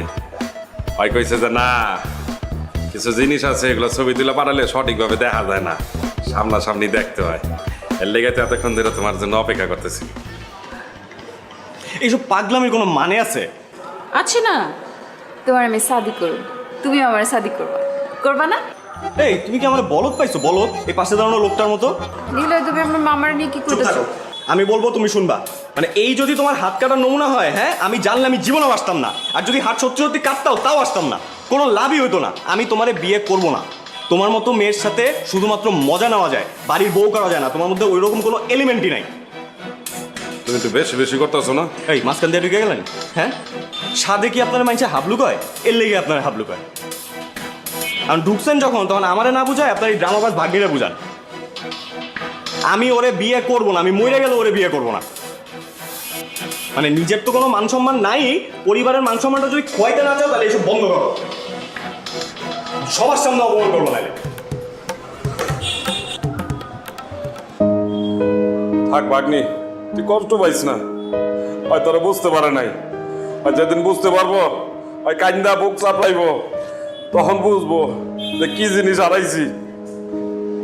তুই কান্দিস না ভাগ্নি, একদম কান্দিস না। তুই থাক, আমি আইতাছি, দেখতেছি।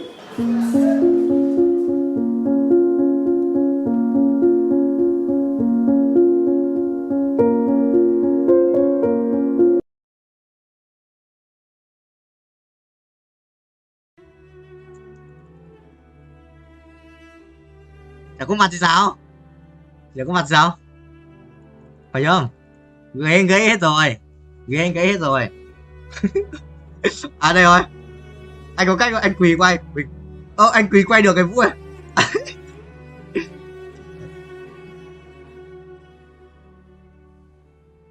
Chả có mặt sao?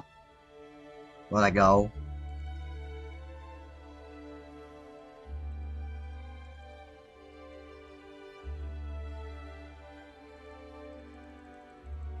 Phải không? Ủa chị bay không? Bay chị bay.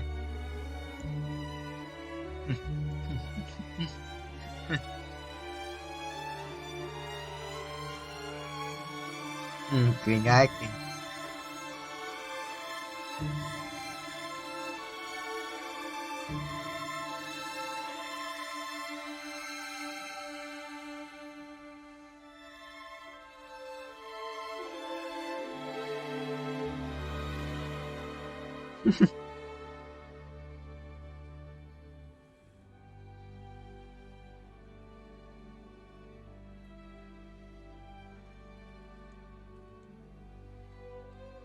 À, bài ngô chủ.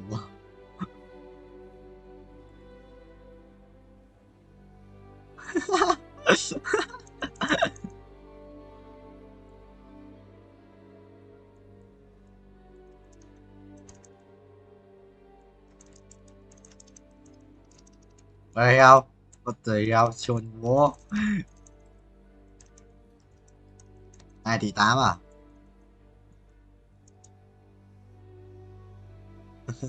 Quỷ ác quỷ. Ác quỷ Valorant mà. Vuông nghiện.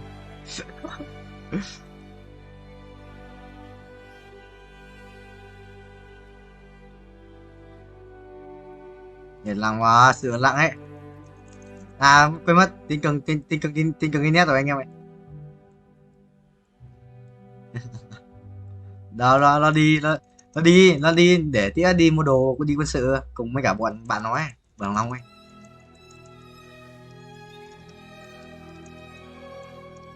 Đâu nó bảo không biết có mang máy tính gì kia không này.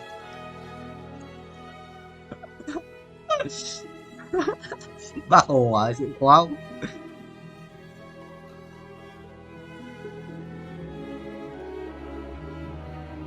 Rồi sau 45 máu à, chuỗi thua liên tục rồi. Thua nhiều thắng rồi. 45 máu thua nhiều thắng.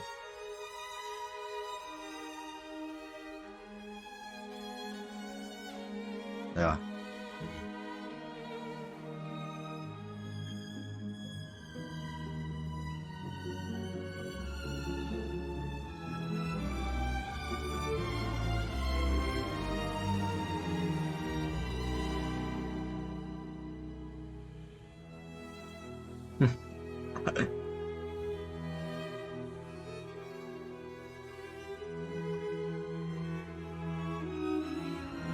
Ôi, sắp chết rồi.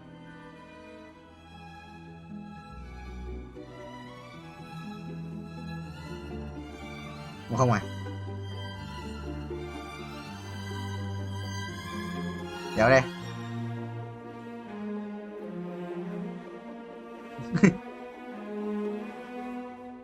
Ê, xuống đó không?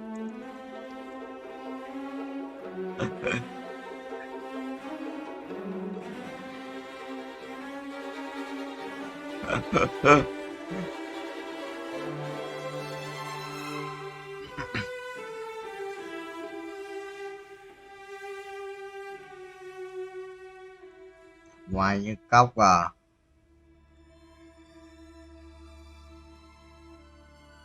Ngọt. Bẩn. Trông bẩn điên à.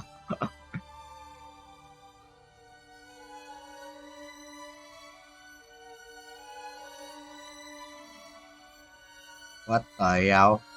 Tụi học vô. Nhân viên con nét.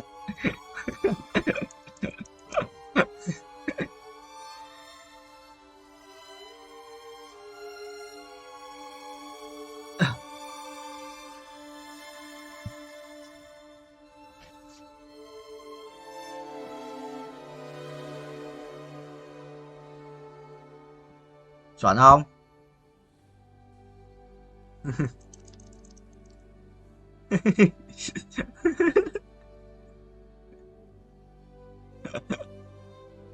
Trời ơi.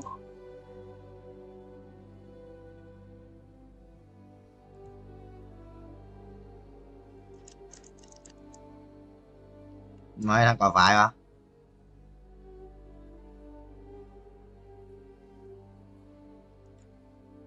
Anh có ăn đâu, ăn làm gì, ăn nóng lắm, để muộn ngày. Rồi anh vẫn đẳng cấp hơn à? Anh em tao hỏi mấy chuyện à? Ba chửi luôn không? Thằng ấy chửi, nó chửi trước lấy lại thế không? Chửi trước lấy lại thế.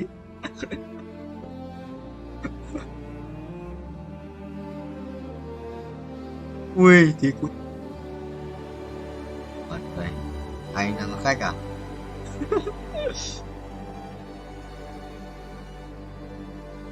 Giờ mắt xếp lộn đấy. Làm hiền giả, xin ra làm hiền giả đồ đẹp mùi quần của anh đéo rồi nữa. Tàn thua thằng nào mất phút phút thì phụ trời không mày đánh game quá đen. Rồi phút đi 3 tỷ tư à, anh còn 1 tỷ rưỡi, 1.000 tỷ 1.500 tỷ nữa xong đừng nha. Sao vì bất lần tư thì bất lần tiếp theo chắc phải 15.000 tỷ đấy chôn. Núp hả kìa kể sức mạnh bao nhiêu kể sức mạnh bao nhiêu còn pet à, còn pet một con mythic 2 con legend đấy là một con 2,5 mà hai con 1 mà, nhưng mà cái sức mạnh bay của anh là 23,15 tỷ.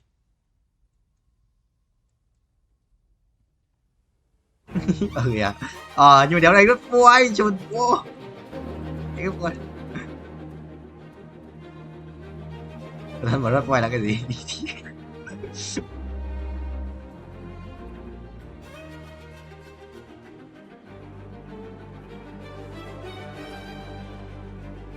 Rồi nhưng mà nó FPS rồi. cái thằng cầm súng mà không phải nhân vật chính à, trốn nhỉ à?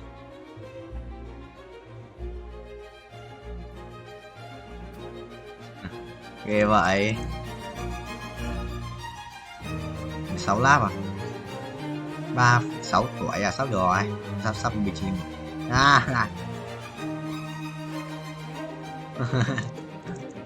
vào nó chuyện với anh em bình.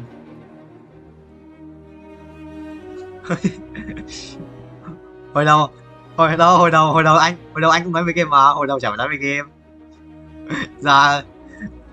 giờ master rồi.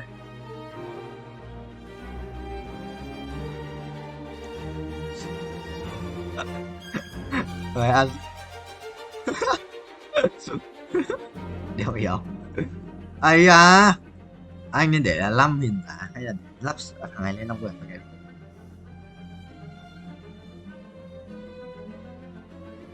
à, người đít đấy mình người đít đi giờ nó làm một này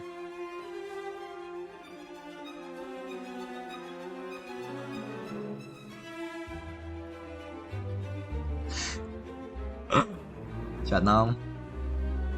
Nghe hỏi đéo rồi đây luôn rồi quay xong rồi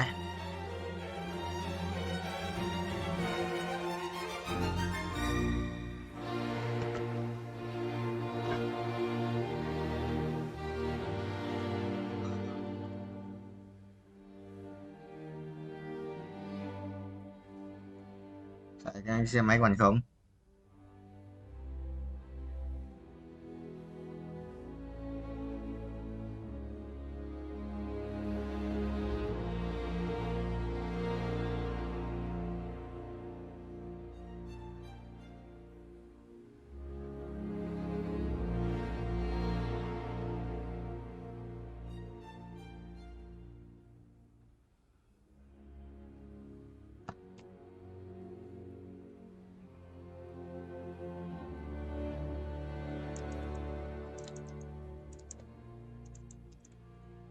Vâng.